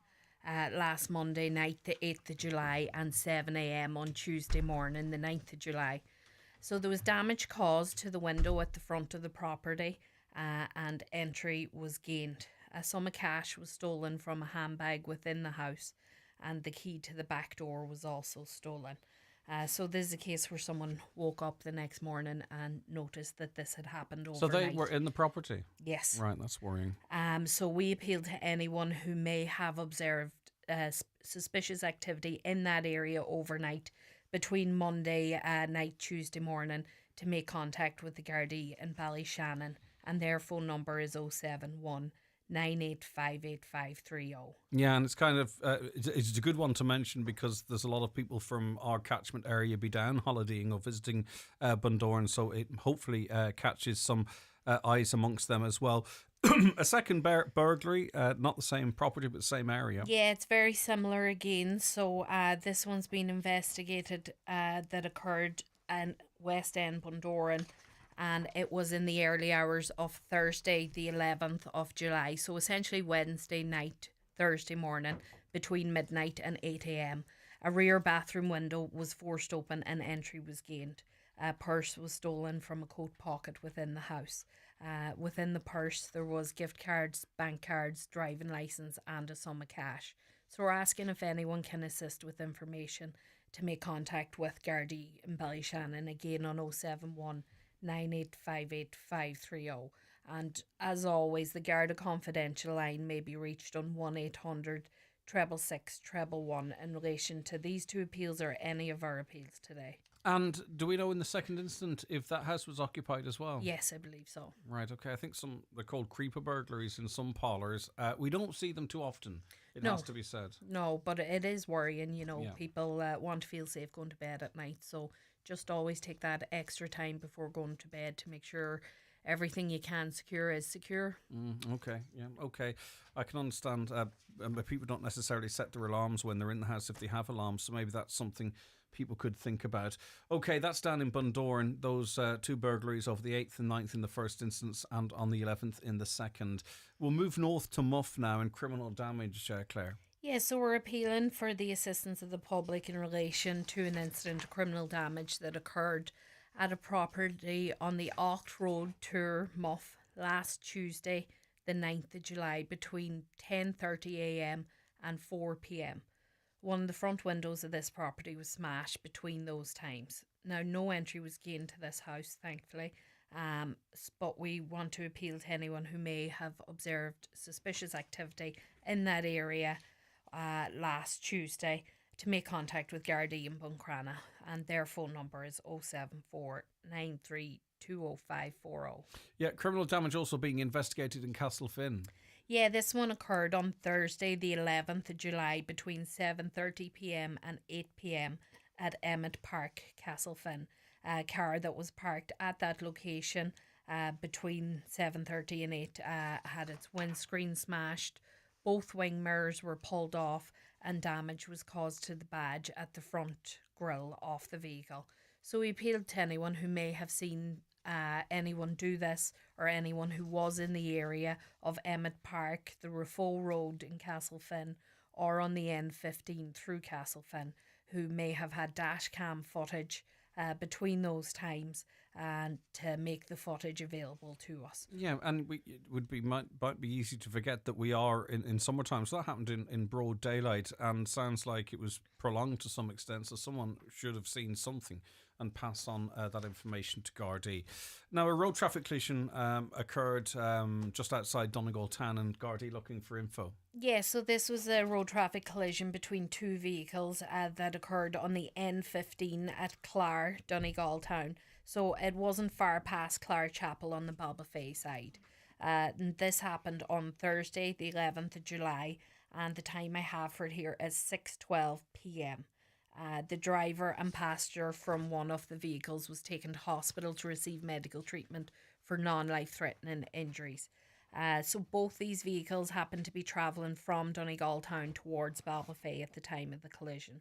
So if anyone travelled on that route with a dash cam around that time, we asked them to make the footage available to us. And again, if anyone actually witnessed the collision, your advice can be very helpful. So we ask you to contact Ballyshannon Garda Station 071 9858 530. And this is completely unrelated to this incident, but just for those who may not be aware, as you come out from Clare, there is a turn right just a little bit past that area, and it's a very popular turn. A lot of people go in there, and almost all the time I'm coming past Clare, there will be a car turning right, but it's also an area whereby, people might see overtaking opportunities. This is nothing to do with that, but always good to just hold back there until you get past that turn off. As I say, nothing to do with this collision here, which was, I think, a bit further down, actually, to be truthful.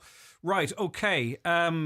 This is important as well, too, to get updates on stuff, Claire, because often it's not possible because, these appeals and other Garda work do work. People are apprehended all the time, but obviously they have to go before the courts and there's processes to be followed. So we don't always get the updates that we would like. But in this case, you do have some information for us. Yeah, so look, we want to acknowledge that we get a lot of help from people, and that's why we're on this show. So we like to give updates. So just we have arrested a man yesterday in connection with a number of burglaries that occurred on church properties in the Twin Town area on the 13th and 14th of July. This man was interviewed and has been charged to appear at court. So we continue to appeal to the public to be vigilant. We've made a lot of appeals lately in relation to this type of incident, and we still ask you to report any suspicious activity around churches or church grounds to Garda immediately. We really always do appreciate any information provided by the public, as it often assists our investigations greatly. Yeah, and we really need to have a focus on that, because obviously we don't want a situation, firstly, whereby it's very hurtful when, community facilities and churches like this are targeted. But we also don't want them locked up or necessarily drowned in CCTV. So we, to some extent, have to be the eyes and ears of the churches and church grounds and donation boxes and all that kind of stuff that we have seen targeted quite a lot lately. Right, okay, Frontline Services Day. What's this all about, Claire? So this is taking place on Saturday week, the 27th of July 2024 at the Mary from Dunlow Festival, and it is on between 11 a.m. and 3 p.m. on that Saturday. So the RSA Interactive Unit, which is a shuttle, will be there. It provides fantastic opportunity for people to practice their driving and hazard perception skills on the car, motorbike or bike simulators which they have. It also allows people to experience firsthand the dangers of driving and texting and driver fatigue. You can try the brake reaction timer to see how different driving in different environments and speed affect your braking distances. And you can also learn about tyre safety there, because look, we always stress tyres are so important. They're your only contact with the road. So there'll be a range of emergency services there on the day, and the Gardaí will be there to offer crime prevention advice, and they will also give a property marking demonstration.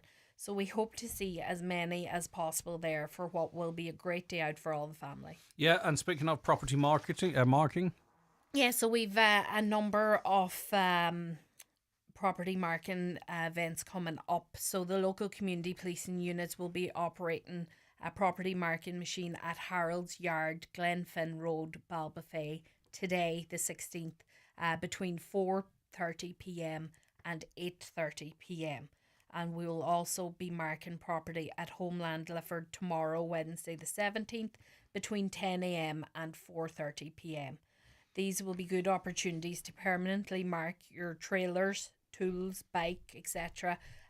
What we do is we put your air code on it. The machine can be used on a number of surfaces, including wood, metal, carbon fibre and plastic.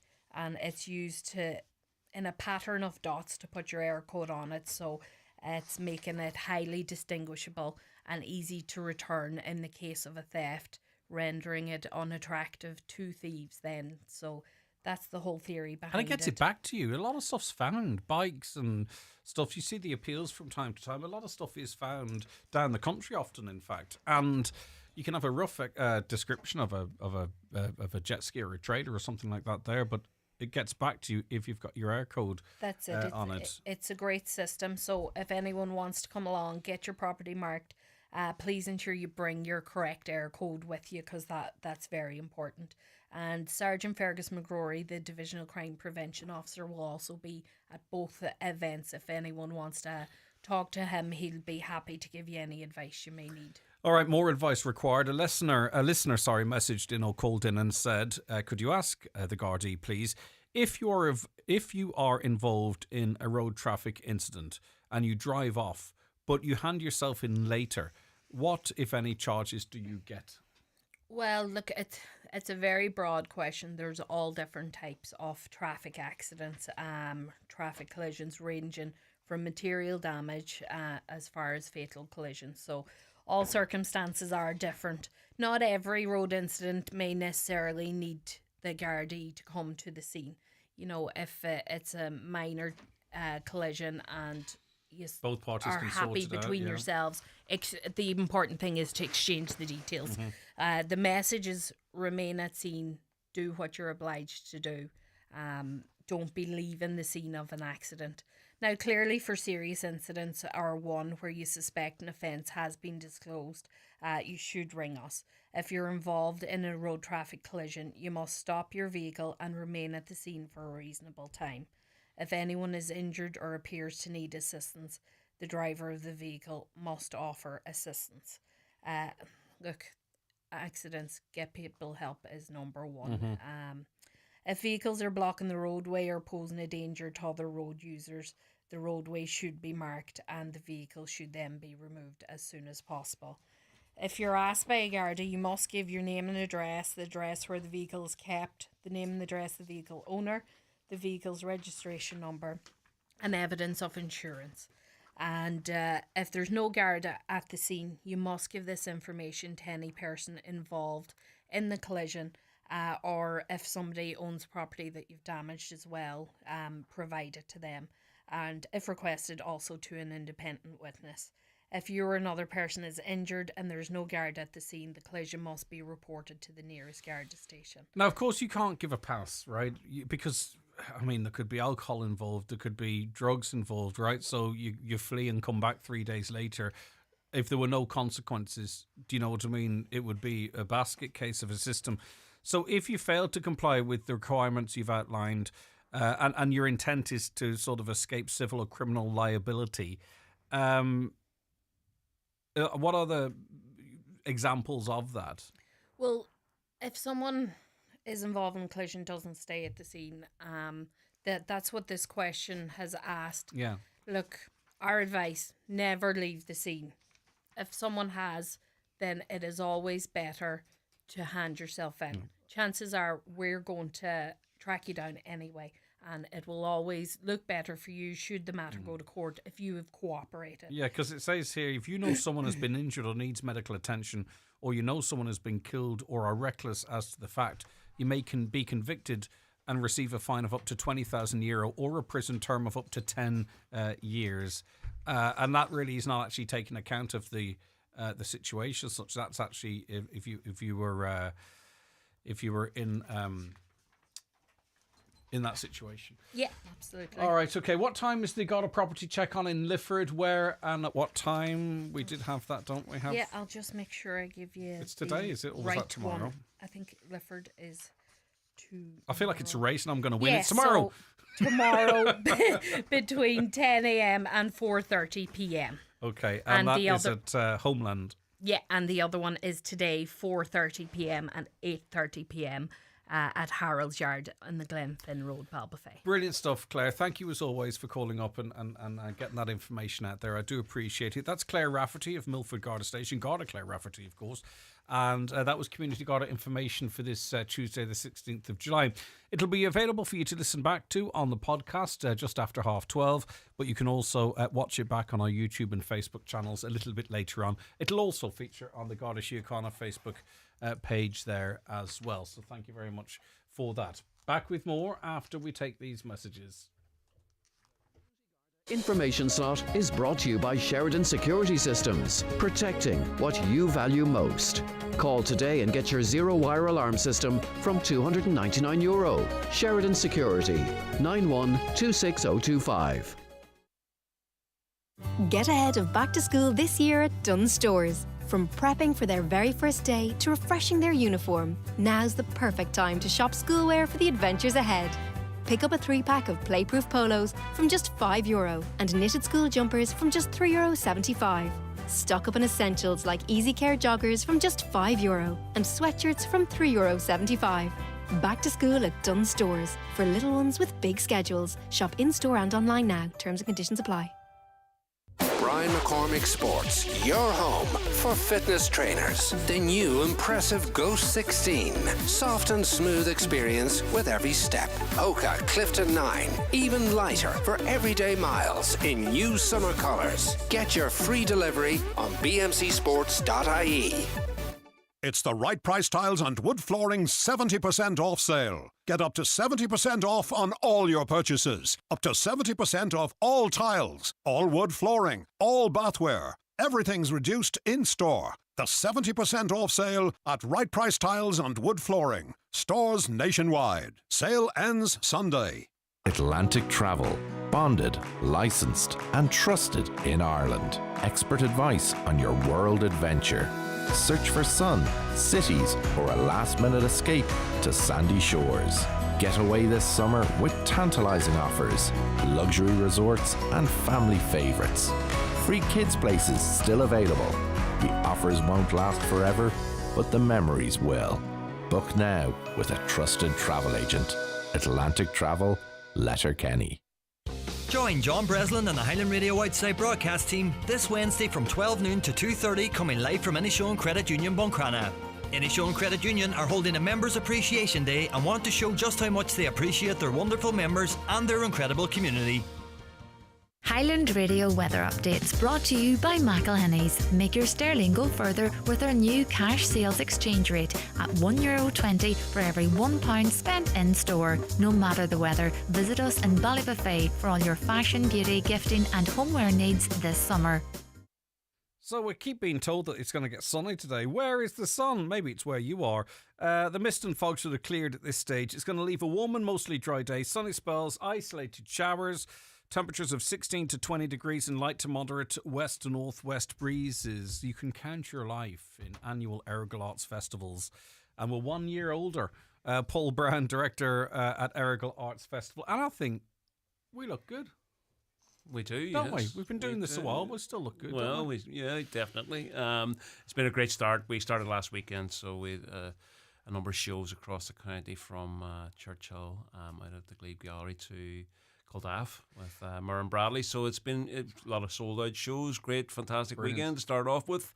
So yeah, moving kind of into the first of the 2 weeks of the rest of the festival now. And you know, runs from the 13th to the 28th, so we're in the midst of it. But I imagine it's an all year round thing, really, in terms of organising and planning and keeping your eye on it. Like even, you know, not far after the 28th of July, you probably have, you know, one eye on what's going to happen next year. Yeah, well, we're working on next year's programme already, you know. It's so it's a huge endeavour and a big joint effort from a lot of different people. We've great staff at the festival. We've great partners in terms of the arts organisations across the county as well too, and great businesses that we work with as well too. So, as I say, it's a massive joint effort that takes a lot of time to plan. But you know, when we get to this point in the year, it's great to see it all come to fruition. You know.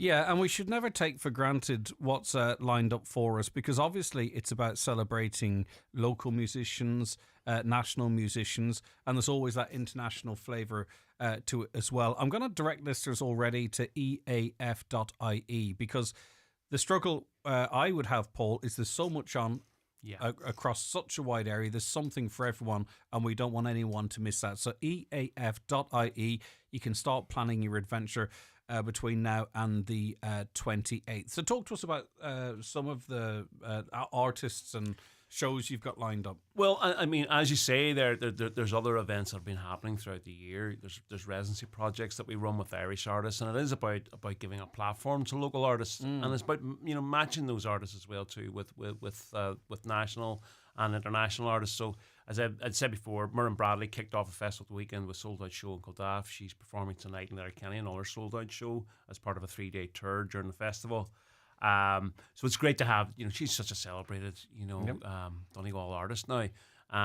But we also have a number of other international performers. There's another gig in Blake's Bar tonight at 8 p.m. The Linear Literature just to emphasise exactly that there's something on all the time. Yeah. So in Blake's tonight there's the session call there. Then we kind of move through the rest of the week. It gets busier as it goes on. On Thursdays when we start circus camps and the circus shows out at Castlefinnan, the CPI Centre. We have a big top 10 set out there. The workshops in the morning for children are between 10 and 12 for ages 7 to 11. And then the circus shows are triple bill in the afternoon, running Thursday, Friday, Saturday, Sunday this week. And that is Tumble Circus, Frankie McGilligan, and Cabaret Uno. So it's a triple bill of circus. I must mention, I can't believe it's not Ireland on Thursday night. We had Paddy Cullivan in with us. That's in the Ballabufey Bala Arts Centre. And after Paddy's interview, I understand there was a great rush of tickets. I'm not sure how many are left, but that show's Thursday night at 8 p.m. and it's a fantastic show. We're blessed to have Paddy up here doing his work. He's a regular at the festival with different shows, but he's a great, he's a very articulate performer. Some of the ideas he has, and some of the information he has, even about Irish history. I was kind of finding out when he was doing the thing doing about that interview. Paddy's got a background in and obviously in comedy as well, and he's worked a lot with Oliver Callan. Yeah, and I find the both of them, like say for instance, more with the current affairs stuff, and it doesn't matter what your politics are, but through comedy and entertainment, I find Oliver Callan hits the mark a lot better than some of our political correspondents, right? And I also think in terms of talking about history and sort of challenging, the history we accept on certain major things and what have you, and even too about having a relatively serious conversation about the prospect of a 32 county, United Ireland. He finds a way to entertain you, but also makes you think, well, what would it look like? Exactly, and I think that conversation about Ireland's future is really important. Paddy talks about kind of flags and national anthems and things like that, and it is that thing about striking that balance about entertaining you, but also because he has you thinking you're arguing about whether it's which colour cheese and onion, but it's not really about that. He's being a bit sneaky. But he is a hugely entertaining performer. So that's on Thursday evening as well too, and then just in relation to the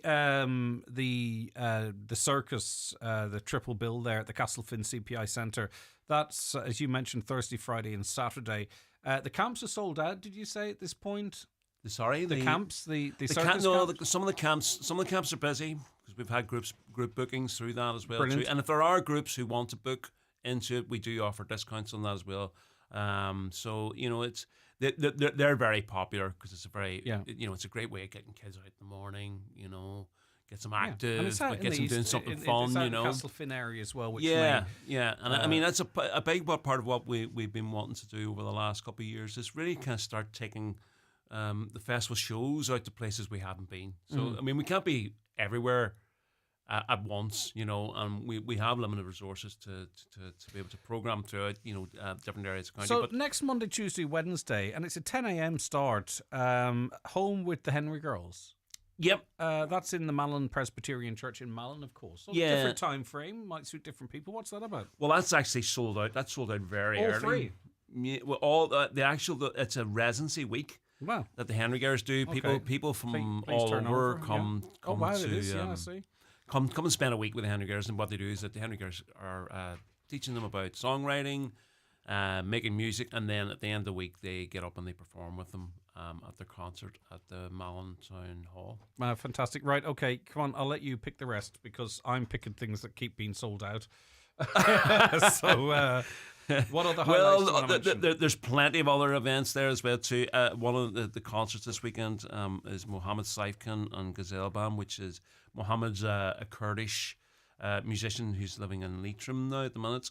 He's been doing some amazing shows recently. He supported Lankham at the Ivy Gardens recently. Gazelle Band, which is a duo of a Palestinian oud player, Reem Anbar, with Irish traditional music, Louis Breheny. And that's in the Regional Culture Centre. That's going to be a fantastic double bill on Friday evening. We have a literary weekend in Rathmullen this weekend with the journals, first ever journals fla. So there's 3 different journals from across Ireland have come together and programmed a number of different writers, including Lisa McInerney, Tom Morris, Angela Flannery.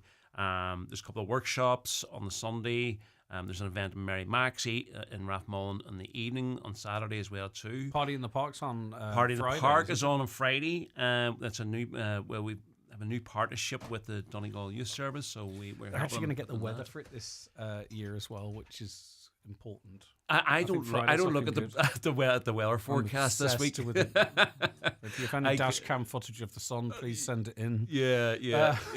And somebody said to me, on Saturday when the sun came out, they said, I haven't seen that in so long. I actually don't think you can organise something as broad as this, especially with outside elements, and focus on the weather, because it's one thing you have no control over. Well, and it's so localised, you know what I mean? It is so localised. Pour in Letterkenny and then Bone Dry out in Manor Cunningham, So it really is crazy how we have these microclimates in this county. Yeah. So, I mean, those are things that are happening this weekend. Next week, the circus shifts to Gweedore down at Mahargallen.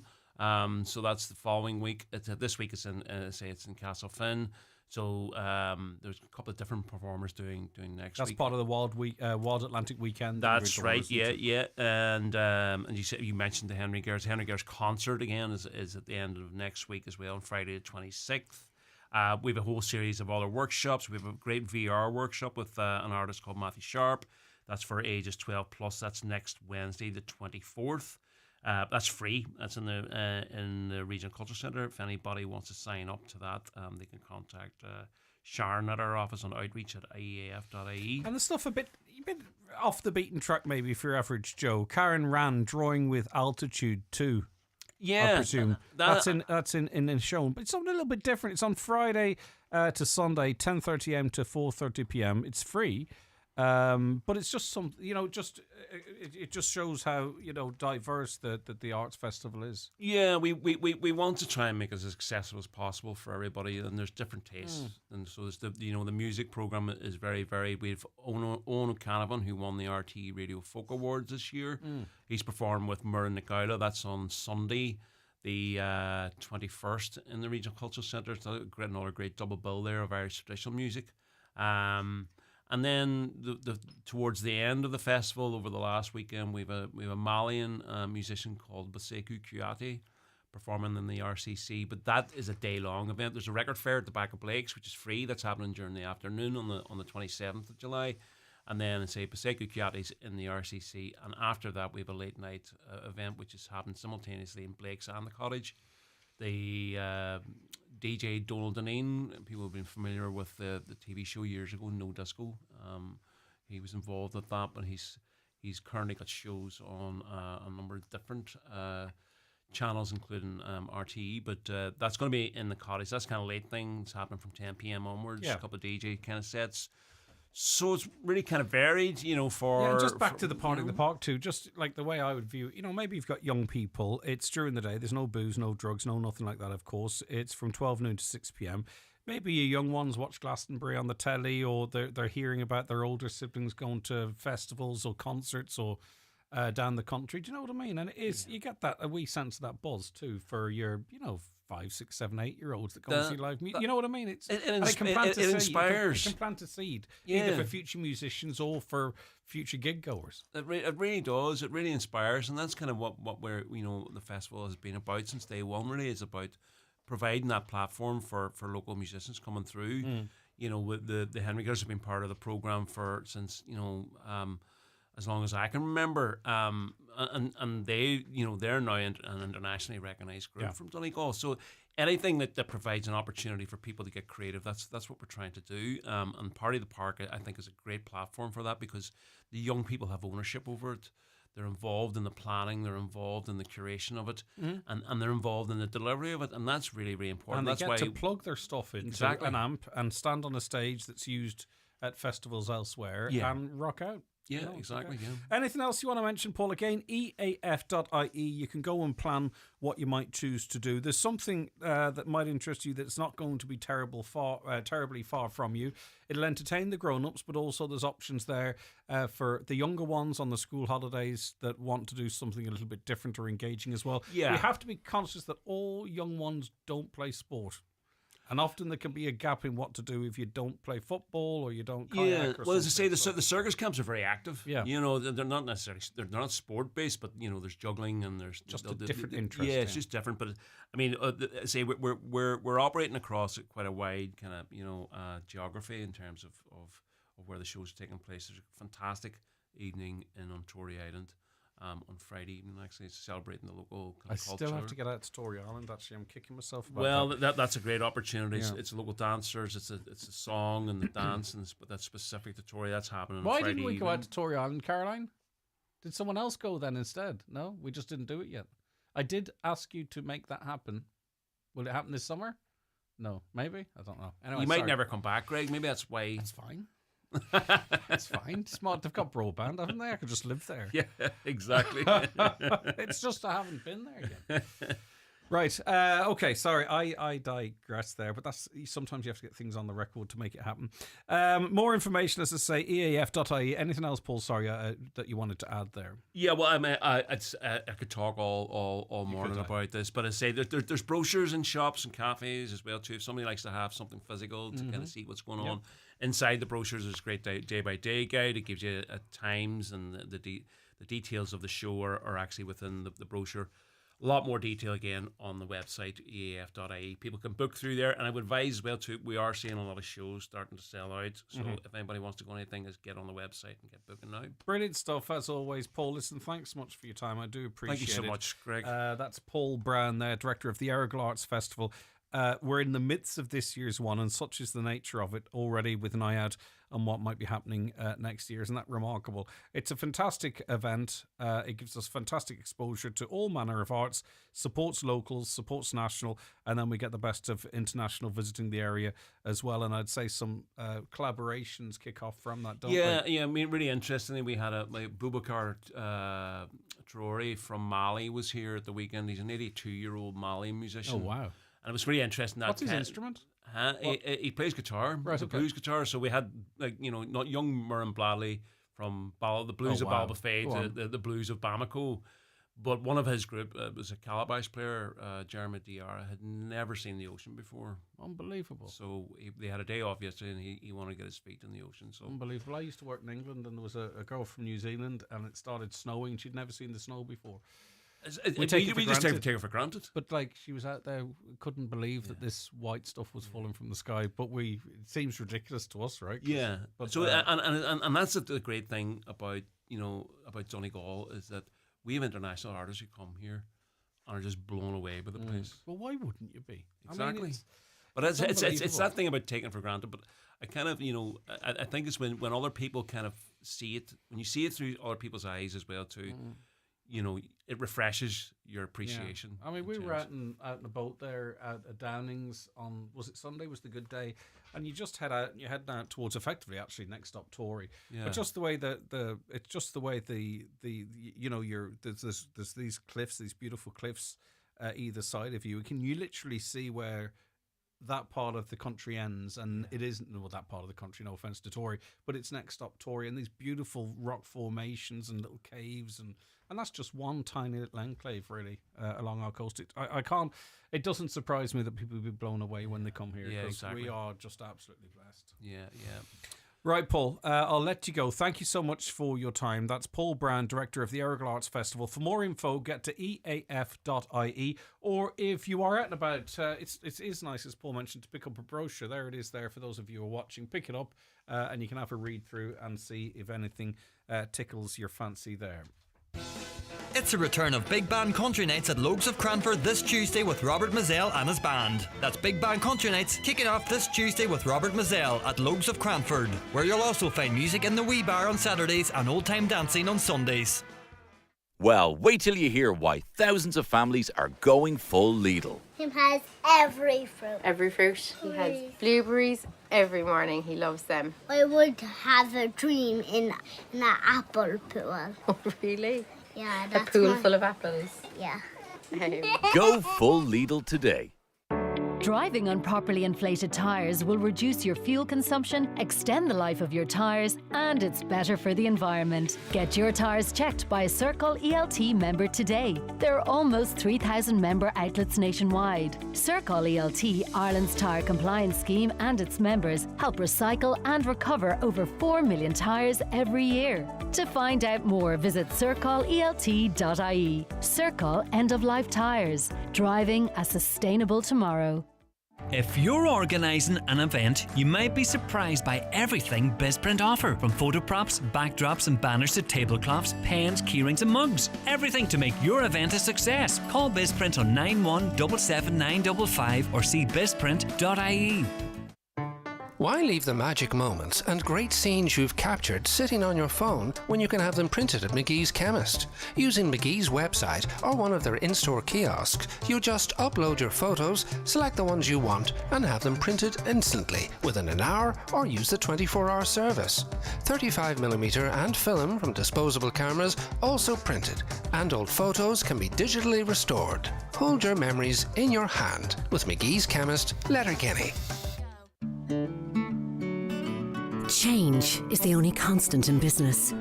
So whether you're starting or growing your business, our dedicated business teams will always be here to support you every step of the way.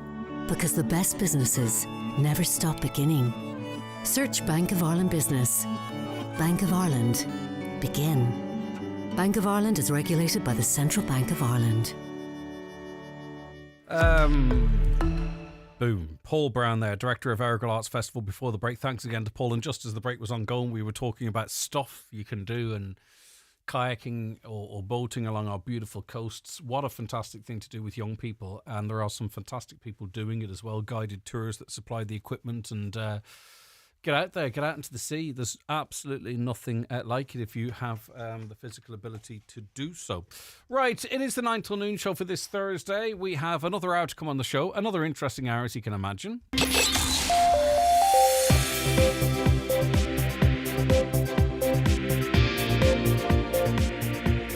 With all the stories that matter across the Northwest, it's Greg Hughes on the 9 to noon show on Highland Radio.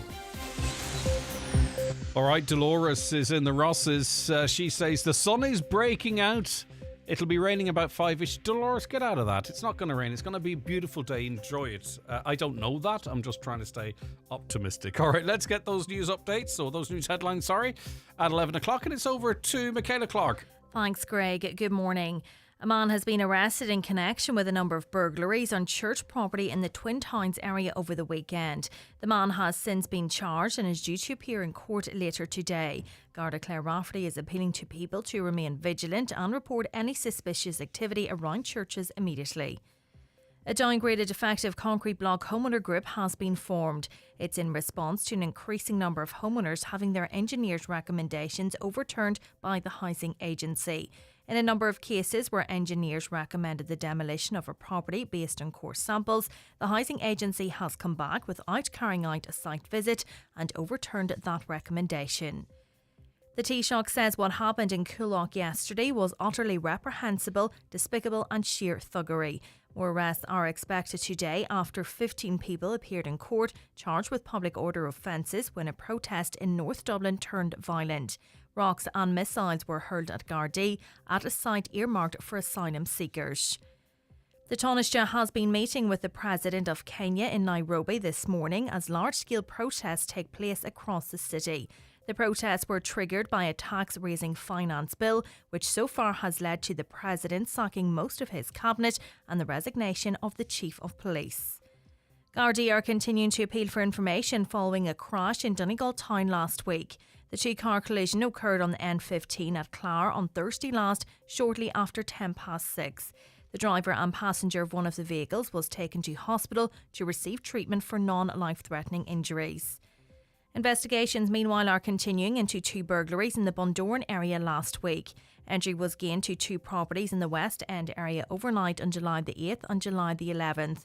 In the first incident, cash was stolen from a purse along with a backdoor key, while in the second burglary, a purse was stolen from a coat pocket, which contained gift cards, bank cards, a driving licence and a sum of cash.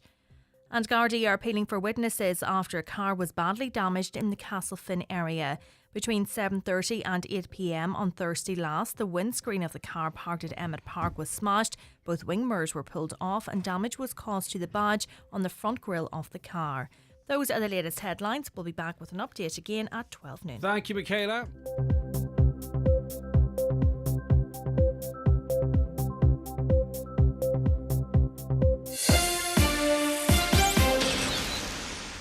Go from shopping in Aldi's frozen food aisle to chilling at Electric Picnic.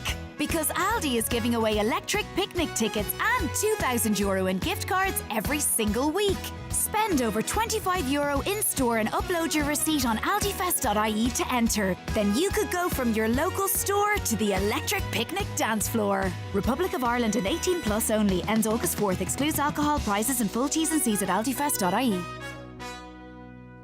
So, if you were listening to the first hour, or if you weren't listening for that matter, we were speaking to three affected homeowners who effectively were recommended by engineers for full demolition as part of the Defective block scheme. That was by engineers who visited the site. That was off the back of core testing that was taken as well.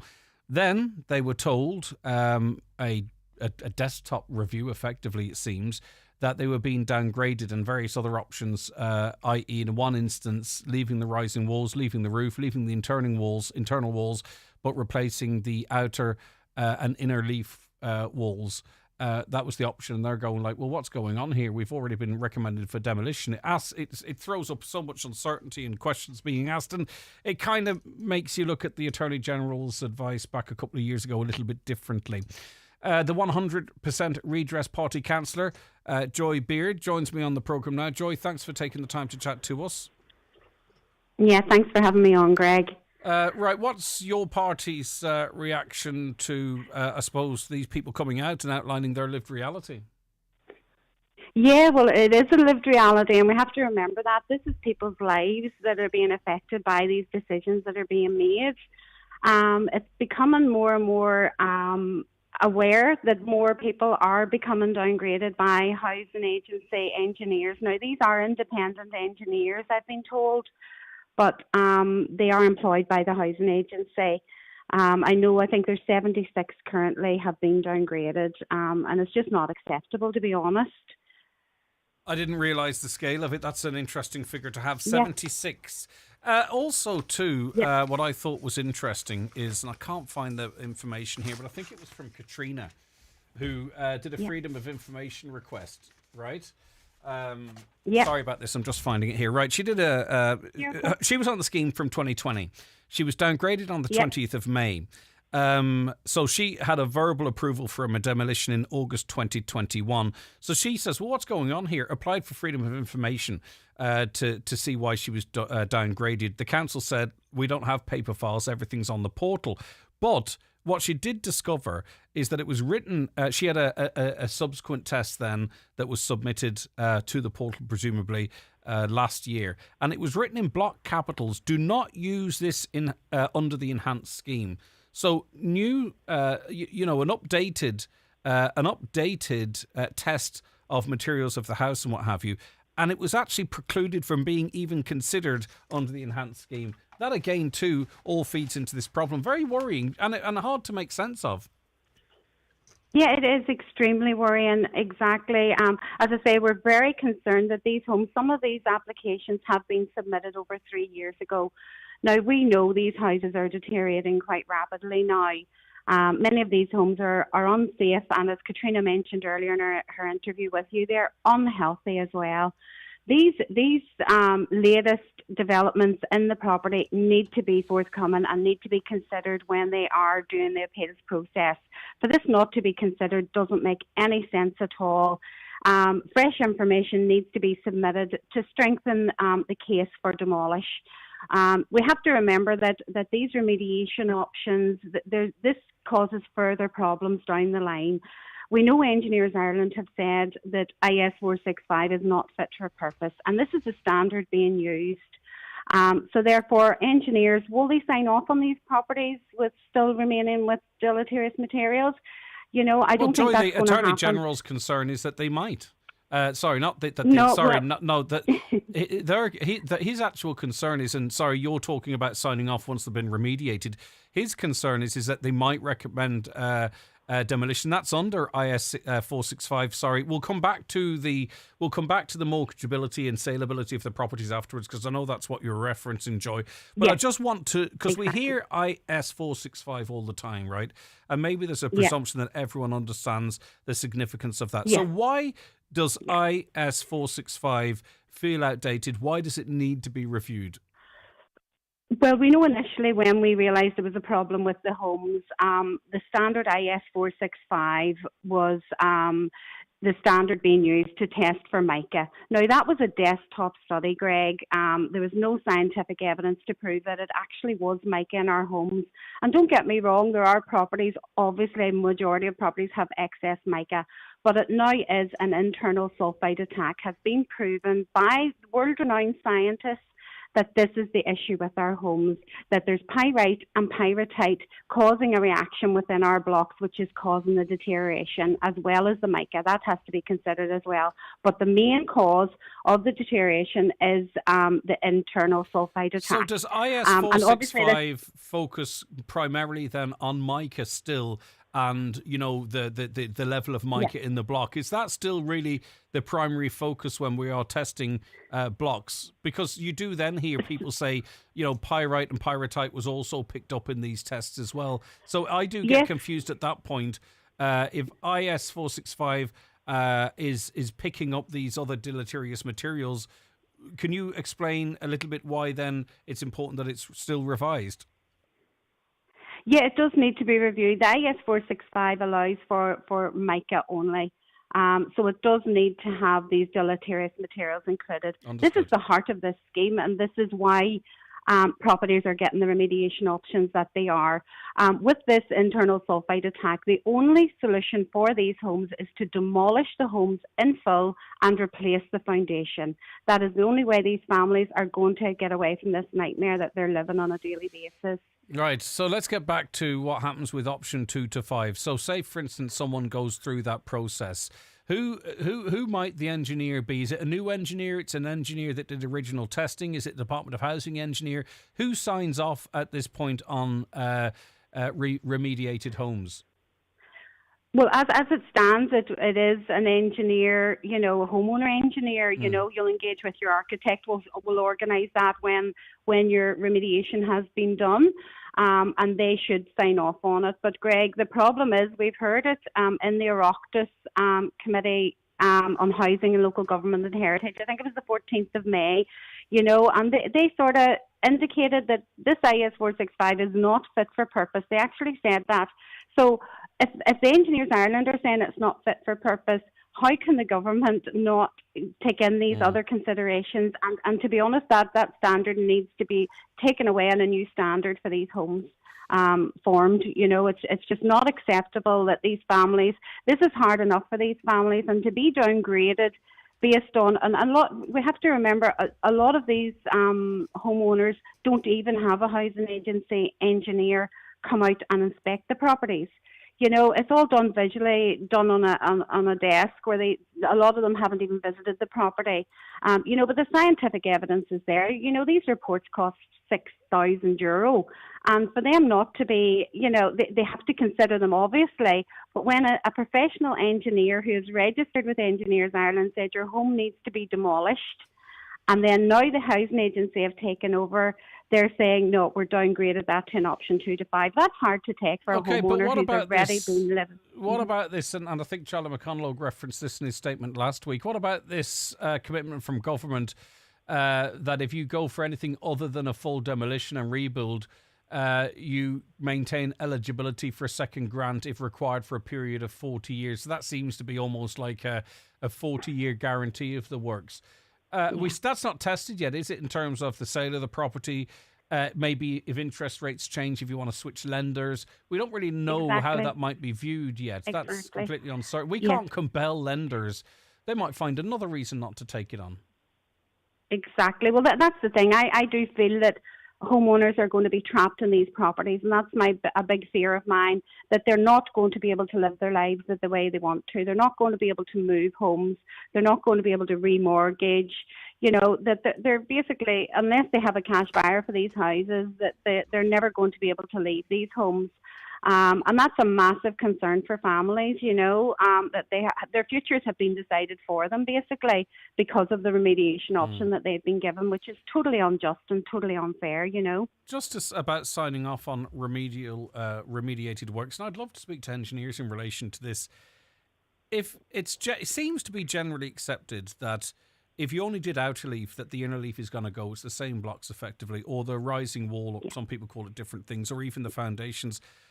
I find it hard to see how an engineer with that knowledge could actually sign off on something. Why would you stake your reputation by signing off on a project if you had any concern whatsoever? Just seems like an obvious question to me.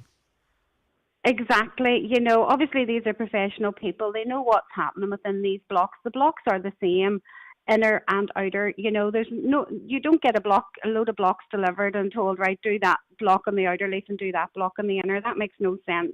So engineers, obviously signing off on these would have to be 100% sure that these homes will not deteriorate in the future. And I don't know of an engineer now that I've been speaking to that would give that, sign it off on that basis. Again, you have to think about their indemnity insurance and what have you. Down the line, if the home fails again, they're going to be liable. So it is a massive, massive worry for engineers as well. So until IS 465 is reviewed and hopefully the right conclusion made based on the science, I think that's the only way that engineers would feel comfortable signing off on these homes. And I mean, I'm just saying, say I got the outer leaf of my house repaired and someone comes up, I want to sell it, and they come up and they go, all right, any mica in the house? And I'm sorry to use the word mica, any defective concrete in the house. And I go, oh, well, we went through the scheme and we've got the house fixed. And then they say to me, oh, is it a brand new build? I said, well, no, the outer leaf. We just got the outer leaf done. That was fine. And they say, well, what about the inner leaf? Is there defective concrete in that? Well, it was the same blocks as the outer leaf, but we've been told that they're okay. What about the rising walls? I've heard that, and I've seen them deteriorate. Well, we were told that it's fine. Anyway, I'm looking for €320,000, please. Can you imagine, No, that's what I mean. Even a cash buyer, Joy, who would make the biggest purchase of their life under those circumstances? Maybe they would, I don't know. And it's an open platform. Anyone can text in if they'd be happy to do that. But you might say, well, look, I'll give you 180 for it and take the risk. What does it do to house prices and the value of these properties? Well, this is it. We have to always remember that these are lives and people are living this daily. People have planned their futures, Greg, based on their homes as well. It's an asset. I've spoken to people who want to downsize, but with the remediation option they're being given, they're thinking they're never going to be able to sell their home, and take any equity out of their home, which is, leaving people, with their futures uncertain, But I think the big thing at the moment is these families, since, some of these downgrading and the appeals have been ongoing since January. With nothing coming forward, I don't think any appeals have actually taken place yet, even though the appeals panel has been set up. Who is on the appeals panel? Do we know, Joy? Who's on the appeals panel? So we've got there is a list of engineers, independent engineers, and other engineers on it. Is that a separate? Is that a separate list to the? It's independent. Yeah, it is totally independent from the housing agency. My point is we've got a group. They're all trained the same, really, effectively. So we've got a group of engineers that make an initial recommendation. I don't know how many engineers we have in this country. We've got a separate group of engineers that make an initial recommendation. Then we've got another group of engineers that make a determination on behalf of the Department of Housing. And then, lo and behold, we found another group of independent engineers then that review appeals. Yes, exactly. Wow. So we have a lot of engineers in this country. Well, some of them will be one and the same, possibly, Greg. I haven't a list of the housing agency independent engineers who they've employed, but a lot of some of the engineers could be on that list as well. Which, to me, it's not the right way to go about it. They should be totally independent. Right, Joe. And I think for the appeals process, even the two engineers, the homeowner engineer and the housing agency engineer initially, would need to air their concerns and get together and look through the report and explain why the options are being given to these homeowners and why they're being downgraded. And I think I'm only asking really simple questions. I'm not trying to be clever or anything. Yeah. Joy, thank you very much. Councillor Joy Beard there of the 100% Redress Party. Art O'Leary is Chief Executive of the Electoral Commission. He's with us now. Good morning, Art. Thank you very much for your time. Oh, good morning, Greg. Great pleasure to be with you again. Right, so talk to me about the establishment of the Electoral Commission on Commission Tiahan. Why was it established and what's its work? Well, the Electoral Commission is something that exists in most democracies around the world. Irish people, for the first 100 years of our existence, trusted the government to run elections in this country, but it is international best practice that there would be independent oversight of the electoral process, which will just ensure that our democracy is protected and enhanced and that we can have an independent look at all of these things outside of government just to make sure it works okay. And I mean, there's obvious things that perhaps need to be looked at. One is the broadcast moratorium. I can see the benefit of it. I was never comfortable with it, and I'll tell you the reason why, is because up until relatively recently, people on the islands versus people on the mainland, they were treated differently. And we've got populated islands around Donegal, and I thought that was unfair. That seems to have been aligned now. But the broadcast moratorium means radio and television broadcasters can't report on elections or referendums from 2 p.m. the day before polls. But in this day and age, where so much is consumed online, it seems out of date, Art. I couldn't agree with you more, Greg, and that's why we made a very strong recommendation that we should remove the broadcast moratorium, because it is, I mean, if I can be crude about this, a relic of a bygone era where most people got their information from radio and television. But now it seems completely unfair that after 2 p.m., as you said, radio and television can't cover election issues in the important day before polling day, but there's a really energetic and often wild conversation going on online and on social media. And our recommendation is basically just to level the playing pitch, because we did some research in the recent referendums around when people made up their mind what way to vote. And we discovered to our surprise that 20% of the Irish population made up their mind which way to vote in the 24 hours before voting, and this is extraordinary. So in that 24 hours, most of that time, radio and broadcast media wasn't available as a source of information for people. Also, clever people are exploiting it now, because if you are an online-only publication, right, you can drop a bomb just as the moratorium kicks in. And it actually makes the radio and the broadcast media effectively look stupid, because everyone's discussing this bombshell that's been released by an online publication after the moratorium. And we have to sit there like idiots on our hands, and people go, oh, you're covering that up. Oh, you're not talking about that. That would be one of my main concerns about this moratorium as well. I think it's a disadvantage to broadcasters. Oh, I think you're right. You know, the danger there, or the potential for mis and disinformation, or any stories that might be or out even there. Competition, or it's huge. Competition. Yeah, You know, yeah. Well, I mean, I can understand that as well, but I mean, there is a large coterie of people in this country who get their information from radio and television, and it's all about, to my mind, the quality of access, and again, the ability of some of the mainstream media to comment on issues right up to and throughout polling day, to my mind, is very important. Another issue I think that's in your target lines as well is the ballot paper.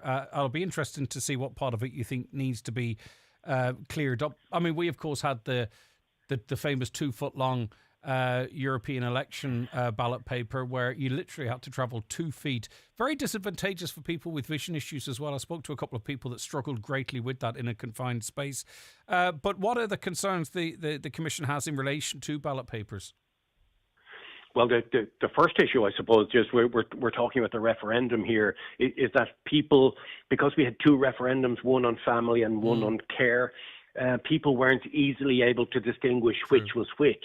The word family and the word care was presented in the title of the bill rather than as a heading on top of the ballot paper. So, I mean, we had 75,000 hits on our website on polling day. Many of them were people who were trying to work out which paper was which and which colour ballot paper was which. So they need to do a much better job in relation to labelling. But on the wider issue, I mean, we're going to have a look at that as part of our research programme, because there is not much we can do about the size of the ballot paper, because it's not difficult to get on the ballot paper in this country, and as a nation we seem to like that part of our democracy where you can stand for election. There was, you will recall, Greg, because you've been interested in these things, in 2011 they ran an experiment in Wicklow where there were 23 candidates. So rather than having one single long ballot paper like the toilet roll, it was 2 columns with 12 on one side and 11 on the other side.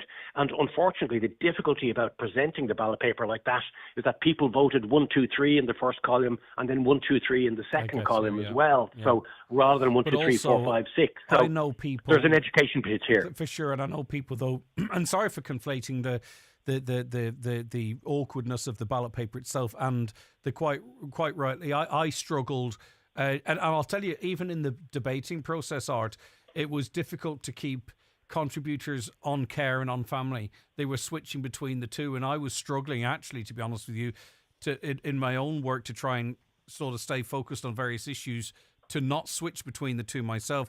But also, like, I know a lot of people sort of with a soft touch interest in politics, but did want to get involved, losing interest quite quickly on the long European ballot. So, of course, obviously you had some spoiled votes in the Wicklow experiment, but then you had people going 1, 2, 3 on the top and not even considering anyone who might have been called Zelda or something right at the very, very bottom.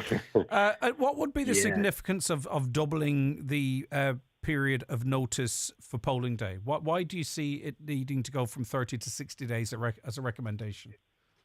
It is just to give us time, Greg. I mean, this was our first referendum, and it was a great learning experience for us because we're a new organisation, just over a year old now, and with the work that is involved in delivering 2.3 million booklets, information booklets to every household in the country, and trying to reach groups of people who traditionally don't get engaged in the electoral process.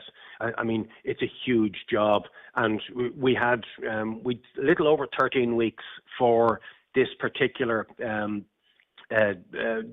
referendum, and that included the busy Christmas and New Year periods as well, where it's hard to grab people's attention. But we were restricted a little bit in time, so it meant that many of our information booklets weren't dropping through people's letterboxes until the final week before polling, and that's not enough. If we want to take our constitution seriously as it should be, those leaflets and booklets should be in people's houses 2 to 3 weeks in advance of the referendum, so people can properly study these issues. And does that apply to referendums only, or for general elections as well, I wonder? Just referendums for us, because we have a specific function in relation to making sure that people have enough information so they can decide which way to vote. The general elections themselves, local and European elections, you will know that many of your listeners will have received the Litter Umhauchoin from many of the candidates, and this is run between the candidates and an arrangement with An Post in order to coordinate those. I don't see any particular difficulty having arisen in that regard, but it's just for the referendums where we have a specific function. Yeah, exactly. We would like sufficient time. Yeah, I don't mind the snap element too, that can be there for general elections. All right, Art, thanks so much for your time. I know you're busy this morning. Appreciate it. Take care. Yeah. Great pleasure. Bye-bye. Thanks again, Greg. That's Art O'Leary, who is Chief Executive of the Electoral Commission. I'm sure you'd welcome some of those changes. It's common sense stuff, isn't it? Much of it's, excuse me, much of it is common sense. Right, let's take a break. Back shortly. Northwest Cleaning Services has over 15 years of expertise specialising in carpet and upholstery cleaning in Donegal, offering premium services to keep your carpets looking great and smelling fresh. Call now on 074 932 9827 for a free estimate, or visit our website at northwestcleaningservices.ie to book your cleaning appointment. If you're heading off on holidays, why not treat yourself to a pair of designer sunglasses? At Louis Walsh Opticians, you'll find a full range of top-name sunglasses at great prices, so you'll look your best while your eyes are properly protected. For a sight test with an OCD 3D scan, contact lenses, or a driver's sight report, Louis Walsh Opticians, Letterkenny's longest established and family-run opticians, are located in the Courtyard Shopping Centre. Call 91 21000. Running a business isn't easy, but accessing support should be. The new National Enterprise Hub is the single source for all government support for your business. With over 180 supports in one place, it's easier than ever to find grants, advice, training, and more. And don't worry about not knowing what you need. Our helpful team will guide you every step of the way. Visit neh.gov.ie to learn how we can help. The National Enterprise Hub. Support starts here, an initiative of the Government of Ireland. Imagine a dream wedding on a lake, all-day casual dining by a magical shore, fine dining or glorious afternoon tea surrounded by beautiful mountains, or a fabulous bar filled with music, laughter and song. Imagine no more. Harvey's Point, Lough Esk, Donegal, 07497222208 or harveyspoint.com. Close by, but a different world. McElhinney's summer sale is here. Grab your favourite designer brands for a fraction of the price. We have a massive 50% off your favourite designer fashion, home, jewellery and beauty brands. Make your savings go further on sterling cash purchases with a €1.20 rate. Shop the sale rails this summer at McElhinney's Ballabafay or online at mcelhinneys.com. Highland Radio Time Checks brought to you by EirGrid, the operator and developer of Ireland's electricity grid. EirGrid, powering up communities, powering up Ireland. The time is...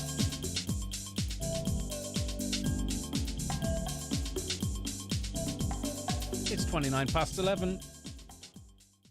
I'm through with play. The blockbuster production of Wicked returns to the Bordgash Energy Theatre, Dublin. Winner of over 100 Golden Globes and 10 Tony Awards, ranked in the West End's top 10 longest-running musicals of all time, and a show that has been seen by 65 million people worldwide. Join Highland Radio Friday 9th of August as we take part in the magic. Call us today at 07491 25000 or book your place through the outlet at highlandradio.com. Live at Lifford Old Courthouse, check out the great lineup of acts and entertainment. Book tickets now for Alton on August 17th. Other big acts coming this year include Tina Turner Tribute, Proud Mary, Absolute Eagles, Springsteen, The King, Dolly Parton and Shania Twain. Ticket and meal packages available at Lifford Old Courthouse. Book now at liffordoldcourthouse.com. Enjoy summer with Home Store and more. Bring your garden to life with our great range of garden furniture, including rattan corner sets, dinner sets and much more. And when it comes to barbecues, whether gas, charcoal or smoker, we've got what you need to cook up a storm. There's also gazebos and garden decor. Light up your garden with our extensive range of solar lights, string lights, post lights, lanterns and much more. Make your garden your sanctuary. Come visit our stores and see for yourself or shop online at homestoreandmore.ie. Home Store and More. A happy home. From Thursday the 18th until Sunday the 21st of July, all roads lead to Monaghan Town for the return of the highly anticipated 4-night open-air country music festival, featuring the Tumbling Paddies, Jimmy Buckley, Mike Denver and Michael English, plus a jiving competition on Sunday afternoon. Tickets from the West Enra Arms Hotel, Monaghan on 047 744 00. See Monaghan Country Music Festival on Facebook. Do you need a UK address? Save hundreds of euros on custom charges shopping online with Space Hub Dairy. We provide a full virtual address mailbox service for all your business and personal use. Save hundreds, possibly thousands, on custom charges with Space Hub Dairy. Call 048 71 87 8077 for more details. The one you've waited for, the Villa Rose and Jackson's Double Wedding Showcase takes place this Saturday, July 20th from 1 to 4 p.m. Come along and view 2 award-winning and newly refurbished wedding venues and meet our wedding teams at Villa Rose and Jackson's Ballybuffet. Now you're welcome back to the last half hour of this 9 till noon show. Paul McLaughlin of Ballochder Garden Centre, Mountaintop Letterkenny's in studio with us. Paul, good morning to you. Good morning, Greg. Now, I did forget to mention either yesterday or earlier today that Paul was in with us. So if you have any questions as it relates to your garden, your potting, whatever it might be, get them into us now. And I will get them to Paul. 086 60 25,000 is the WhatsApp and text. If it's easy for you to describe your question, send a voice note to 086 60 25,000 on WhatsApp and I can just play it to Paul and he will give you an answer, of course. Paul, I was fiddling at the front of the car yesterday. And this is not a gardening question as such, but you are out and about in the garden. And I looked at the front of the car and there wasn't a fly, a bug, a gnat, a dragonfly, a daddy longs, whatever you might call them, right? Yeah. And then I thought, I don't think I've slapped myself around the face trying to avoid a wasp yet this year. And then I was thinking, actually, how many bumblebees have I seen? There's not been one wasp in the house, one bumblebee. I haven't seen any out. And as I say, I have this, and it could be like that Streisand effect. I have this memory of when I had cars in the past, the front of them just being bugs everywhere and the struggle of getting them off. Is it just me, or are we seeing less? Definitely this year, as there's less bumblebee activity, there's just less insect activity. Yeah. I think it's just the constant dampen, sort of the temperature's not there to bring them out in the numbers that they should be. So it is just really weather related rather than sort of infrastructure related, or ecosystem related. Yes, I would have thought so. I suppose you would hope so, to be honest, if you know what I mean. But no, definitely this year is noticeably less, even in the house. There's far less flies or anything. So That's it, yeah. Yeah. I mean, the flies are stubborn buggers, but it's just the other stuff. You just don't. Midges, I haven't felt midges this year. Yeah, funny, last night actually was the first night I noticed any midges. I don't miss those little buggers. No, absolutely not. But talking about the weather, of course, and we can't avoid it. It's very, very wet. Yes, absolutely. Last year was the wettest on record, and I think this year certainly looks like it's going to beat it as much as anything else now. But you still have to be hopeful that it's going to come around at some stage. So you would really mid-July? You want me to try and remain hopeful? Yes, absolutely. Okay, I shall. Because of course, any changes in weather, and people can argue amongst themselves about whether they're natural changes or man-made changes, affect different places in different ways. And here, it makes me laugh when people say it's raining. What are you on about? Global warming. People that have radio shows and actually are reasonably intelligent, comparing weather to climate and thinking that every part of the world is just going to get really, really hot. It's naive. Yes, absolutely. No, it seems to be. So to say whether this is a natural trend or man-made, we're going to see wetter summers. It appears to be all right. Milder winters and stuff. Then if you look at a place like America, Las Vegas, there it's just burning up at the minute. Unbelievable what's happening. Right, okay. Growing food. We can do that now. Absolutely, aye. So you can still set stuff now, but hopefully if you had stuff set earlier in the year, or you're coming into a time now of sort of abundance, that there's plenty of stuff available now. Your potatoes are sort of generally from mid-July. People's first potatoes are ready. And traditionally, the 12th of July was also a date where your tatties were ready, having been planted on St. Patrick's Day. An interesting connection between two dates there. Yes, absolutely. It used to be always there. The saying was you put them in with Paddy and take them out with Billy. Yeah. So that's it. So the 12th of July always was a suppose for certain traditions, it was a mark of pride to have your potatoes for the 12th of July. There are pockets of Donegal under a blight warning from Sunday. Yes. Does that mean get them out if you can, or what? No, pretty much it'd be just a matter of keep them sprayed if at all possible, and just obviously the danger is that sort of if you get blight, it makes it more transferable to your neighbours, if you know what I mean. So just keep an eye on it basically, but spray with whatever you deem appropriate, if you know what I mean. But you would be expecting that people who planted around about St. Patrick's Day or whenever they did, they could start digging them now? Yeah, pretty much. But digging the early potatoes is sort of, it's an ongoing process. It's like you can't do it all at once because they don't keep that long, if you know what I mean. So now, generally from now, people should be digging away. Dig them as they need them. Pretty much, yes. That's the benefit of having your own. You can do I that. have here in my possession 2. Oh, and it's such a distinctive smell. And I'm going to eat them later. These are for me. You're not taking them away. They are 2 peaches. Yes. Right? This one's still got the... And this obviously they smell like peaches. What a stupid thing for me to say, right? But 0 air miles on these little buggers. Absolutely. They've travelled about 3/4 of a mile there to get here, so they have. So no, that's just an example of what you can grow around here. That's obviously they've come out of a polytunnel, if you know what I mean. But down there we have a good decent crop of peaches at the minute. And it's sort of, once again, getting them fresh, you can have them just straight off the tree.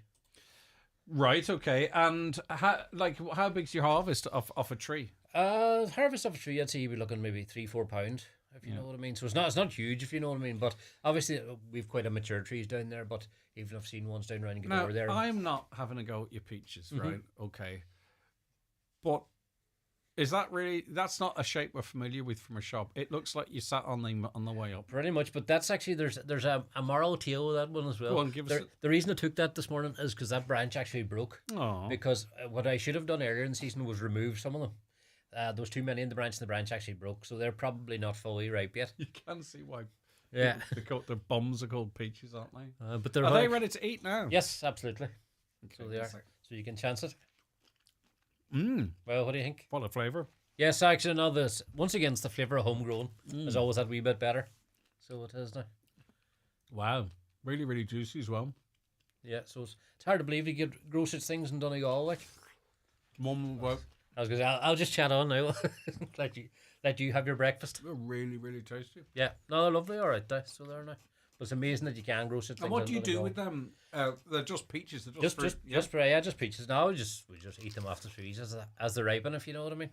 So we do. I'm sure there probably are recipes you could follow for preserving them. No, why much would like you? Jam and that, if you know what I mean. But now, whenever you only have a small crop, you tend to work on like that. Mm-hmm.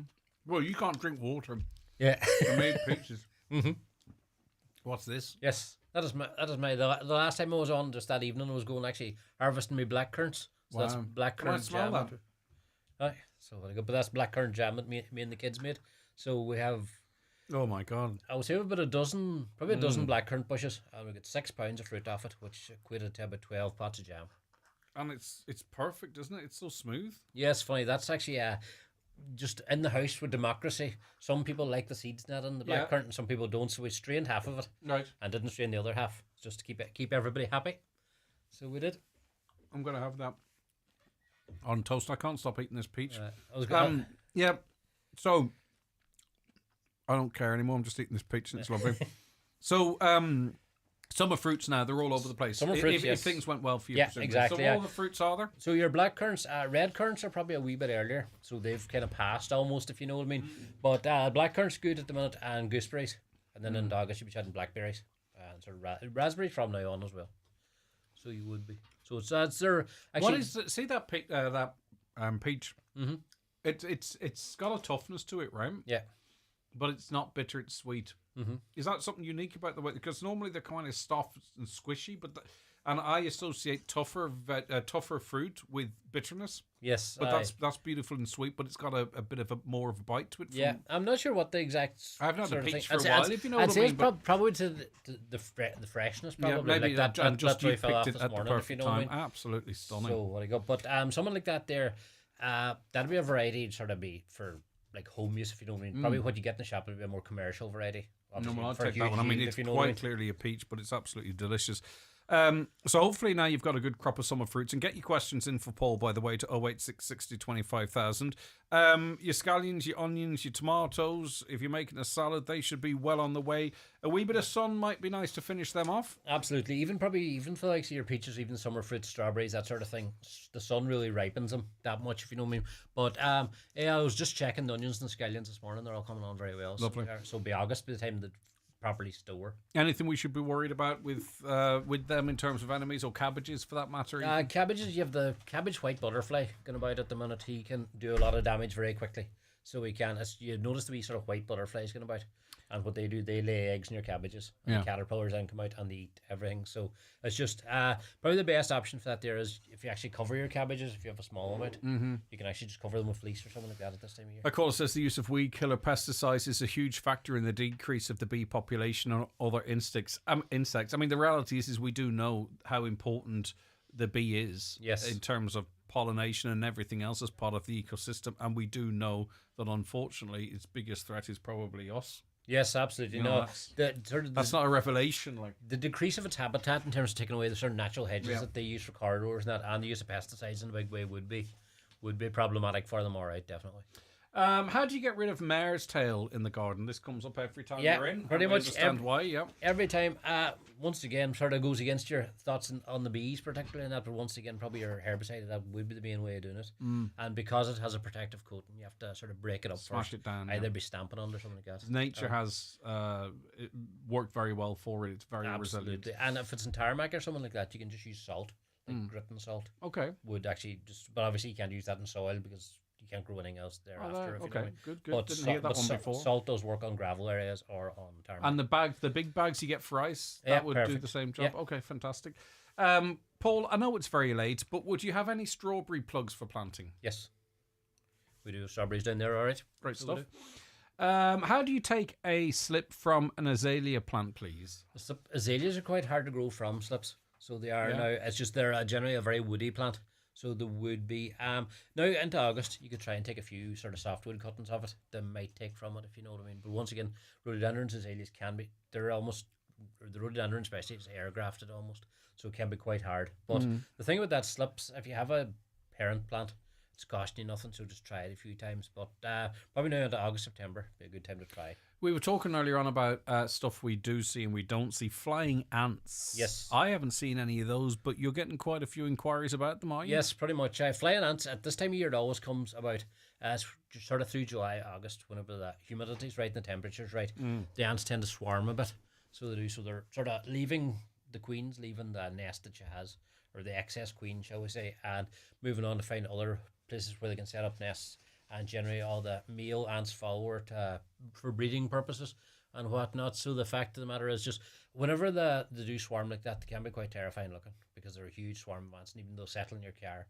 Seems especially if you have a silver car or black car, they'll settle on it and just the whole thing can be moving. Yeah. But they won't do any harm. It's giving me the heebie-jeebies. Yes, so all they have is romance in their mind. So basically they'll not do any harm, they won't sting you or anything else. The harmless and they pass. I mean, exactly. Well, one day generally and they're gone. All right, okay. And this is, as you say, this is the time of year where they're reproducing, maintaining their survival. Yeah, pretty much. This month and sort of at the start of August. And they're important, presumably. They're important too as part of the food chain, of course. You know, birds would. Yes. But we only see the birds or have the birds because this is one of their food supplies. Yes, exactly. It'd be a big thing for swallows and that sort of thing. All right, swallows would be one of their sort of main food sources. And even for the ants themselves on the ground, they're always sort of carrying out leaves. They're breaking down leaves and that, so they're actually improving soil health all the time. And there's something here. I wouldn't have thought seagulls go for flying ants, but there's a quirk of nature there. What happens? Yes, absolutely. Apparently, the ant, whenever they swarm, the seagulls absolutely gorge on them, and the ants produce an acid inside their body, which is the effect of making the seagulls drunk. Wow! So you can see seagulls actually times wandering about, sort of staggering about the place because they've overindulged in their ants. They've formulated the alcohol themselves, or whatever it is. Yes, absolutely. Apparently, elephants can do that too. They would get a store of apples and they'll actually store them. I've heard that. I haven't heard about drunk seagulls. Yes. They're annoying enough as it is, without being Larry on the booze. That's it. Do they start smoking and fighting or anything? Quite possibly. You never know. My hydrangeas have lots of growth and big green leaves, but no flowers. How can I get them to bloom? Yellow bloom, sort of a slow release organic feed would be good for them. The problem is for blooming this year, if they're not sort of starting to bloom already, you would worry. You might have still have a few weeks for it to come on, but someone like Miracle Grower's slow release or a quick release fertilizer it'll grow on the plant without actually producing the flowers much. So I would go for someone sort of slow release with a high potash content. Even someone like putting banana skins around would have a lot of potash in that in it, so would help, but you're probably looking at next year. All right. I'm trying to grow a hedge. How do I stop wild briars growing without killing the hedge? Pretty much just to kill anything within a hedge using pesticides or herbicides or anything like that's just generally a bad idea. So only thing I suggest is sort of get out your clippers and clip them out as best you can and put gloves on you obviously for the briars. And generally if you sort of keep battling against them, eventually the hedge will get big enough that it'll actually overtake. Yes, it overpowers. It'll dominate the space more so than the briars.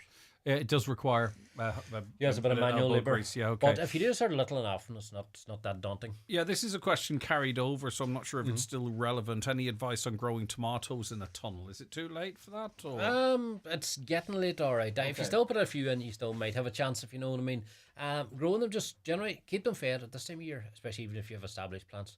Feed them every 2 weeks or 10 days, and basically keep them regularly watered, and just make sure that sort of the flowers, sometimes in a polytunnel there can be trouble that the tomato doesn't actually, especially this year, with lack of flies and lack of bees, that the flower isn't actually getting pollinated. So if you think you have lots of flowers, none of them turn to tomatoes, you actually do and literally just give them a gentle shake. Yes, that'll release the pollen and it should actually produce more tomatoes. Any recommendations for a fast-growing evergreen hedging, cost-effective too, as it's a large boundary? Yes, our most popular one by a mile would be Gristlinia, which is a very good, very easily grown evergreen hedge. Grows very well from slips too. So if you had the time, what you could do is sort of buy a few, put it in, get it established, and then start slipping it from that and sort of extend your hedge from that initial bit you In terms of maintenance, does it have to be topped off much? Chatting once, maybe twice a year around that. So it would be quite easily maintained, if you know what I mean. And how long... Ideally, and if you bought enough plants, how long would it take before you could sort of say, well, there's a hedge? Yes. You know what I mean? Generally, obviously, there are a lot of conditions in terms of the sort of site, in terms of wind and stuff like that, and even the quality of the soil. But generally, within 3 to 5 years, you could suggest you had a hedge.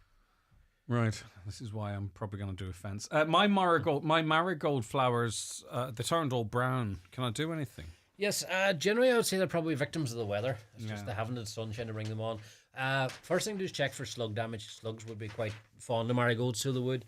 If there are no sign of slug damage, generally give them a trim back, deadhead them, get rid of the flowers, and hopefully if the weather comes good, they should bounce back. But if we do see a trend where weather more consistently changes, we are going to have to sort of, change what we grow, what we expect and stuff, don't we? I'm not being doomsday here, don't get me wrong. But yes, no, absolutely. Last year was the same, this year was the same. Yeah. I mean, people aren't going to go through this every year. They're going to want to sort of look at different things, aren't Absolutely. No, but there are certain things that sort of garden goes with fashion as well. If you know, yeah, true. In the last few years, because people are becoming more aware of the biodiversity crisis, not people are going for plants maybe that do sort of reflect nature better or help nature along. So gardeners are adaptable too, but hopefully it won't come to the old classics get replaced too, if you know what I mean. I know what you're saying. Acola's trees are suffering badly. They're growing healthily on the inside, but they appear to be rotting on the outside. What's happening? What can I do? I would say if they're growing happily on the inside and rotting on the outside, I would say it's possibly wind damage. Right. That the wind's just obviously getting to the outside of the tree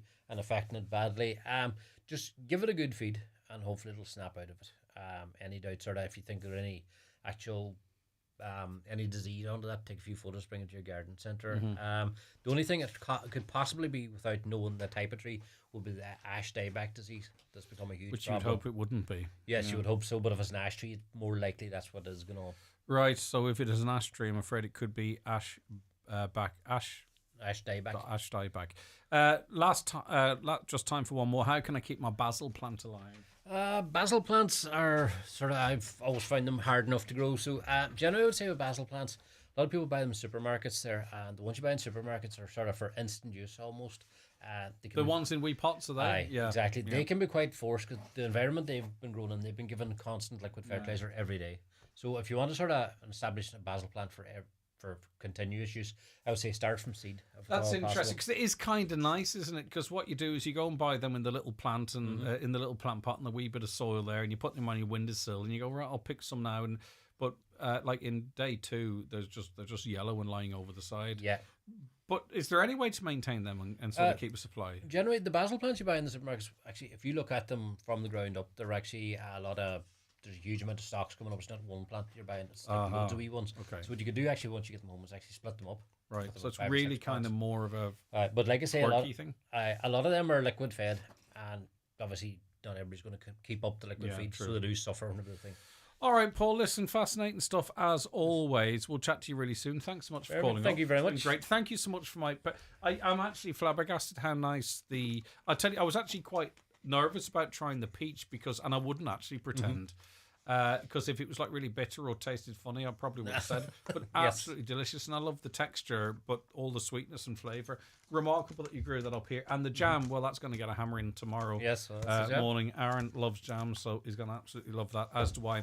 All right, thanks so much. Thank you very much. Always come bearing gifts. It's fantastic. Love it. Paul McLaughlin of Ballochder Garden Centre at the Mountaintop in Letterkenny. We'll be back with the weather after these. Tired of having something to say and no one to say it to? Do you want your voice to be heard? Why not join Highland Radio's Your Community, Your Voice programme? We are seeking candidates to learn all things radio, audio, podcasting and so much more. Let our experienced staff show you how it's done. Limited number of places available, so don't miss out on this fantastic opportunity to not only learn about the world of radio through hands-on experience, but we want to help you find your voice. Send us your expressions of interest to inquiries at highlandradio.com. Brought to you in association with Commission a Man. Tesco Club Card gives you the power to more. Treat yourself with Tesco finest certified Irish Angus T-bone steak, now half price. Juicy discounts on selected Keeling's berries, now 3 for €8. Plus Diet Coke and Coke Zero 12 packs worth €13.50, now just €7.50 each. Get more from your shop with your Tesco Club Card or app. Shop in-store or online. Tesco. Every little helps. Subject to availability, prices vary in express stores. Deposit may apply. See tesco.ie. There's Monster Bingo tonight and every Tuesday night at Mulroy Woods Hotel, Milford. €3,250 must go. Doors open at 7:30. Bingo starts at 8:30. That's Monster Bingo tonight at Mulroy Woods Hotel, Milford. All Together Now Festival returns. August Bank Holiday Weekend, 1st to 4th. Curramore Estate, County Waterford. With The Prodigy, The National, Natasha Bedingfield, plus many more. Tickets from €249 are on sale now. Maybe subject to fees. Over 21, subject to licence. See alltogethernow.ie. Are you female, currently unemployed and looking for a new career in construction? After the success of our pilot programme, Rural Enterprise SkillNet is delighted to announce the second Women in Construction programme commencing September 2nd in Letterkenny. For more information or to apply, visit ruralenterpriseskillnet.ie. Closing date for applications is August 12th. Highland Radio weather updates with McElhenny's. Support local at McElhenny's. With 53 years experience in fashion, beauty and home, we're here for you. Plus, enjoy M-Card rewards when you shop in-store at McElhenny's Ballybuffet. So we are given the Ulster weather forecast, which covers from Gweedore to Belfast, and I don't know. I find we might try and find a different way of delivering the weather so it feels like it's more relevant to us.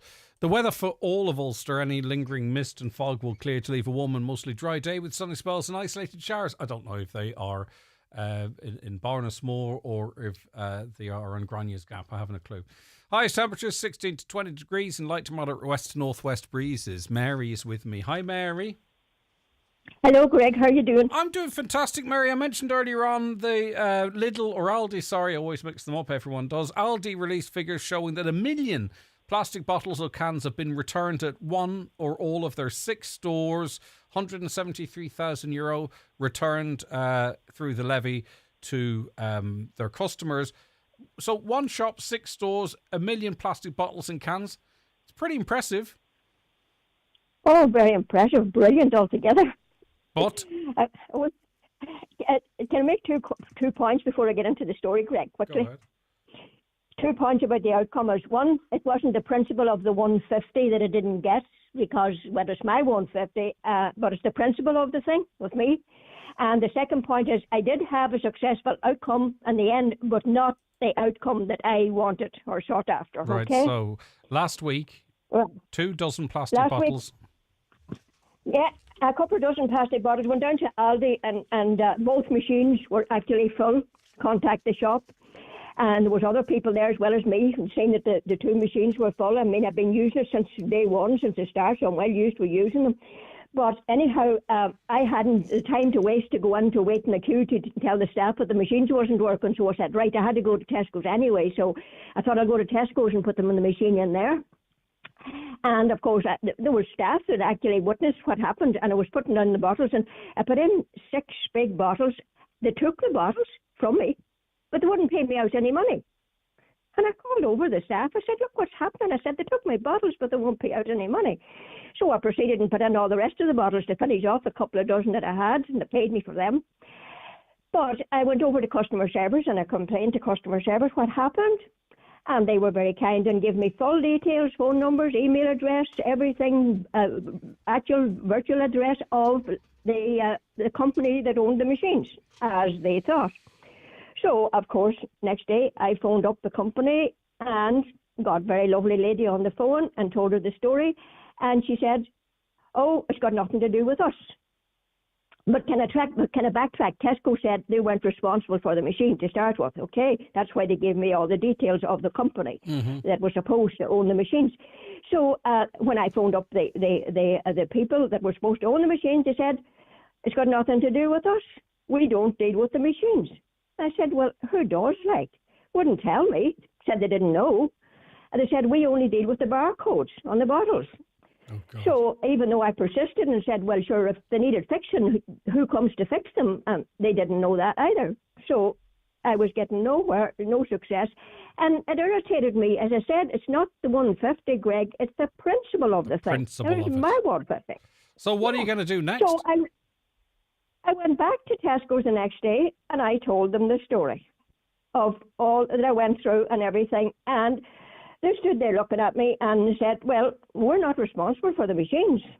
Well, I said, somebody has to be responsible for, I said, for taking people's money. I said, I'm sure I'm not the only one this has happened to.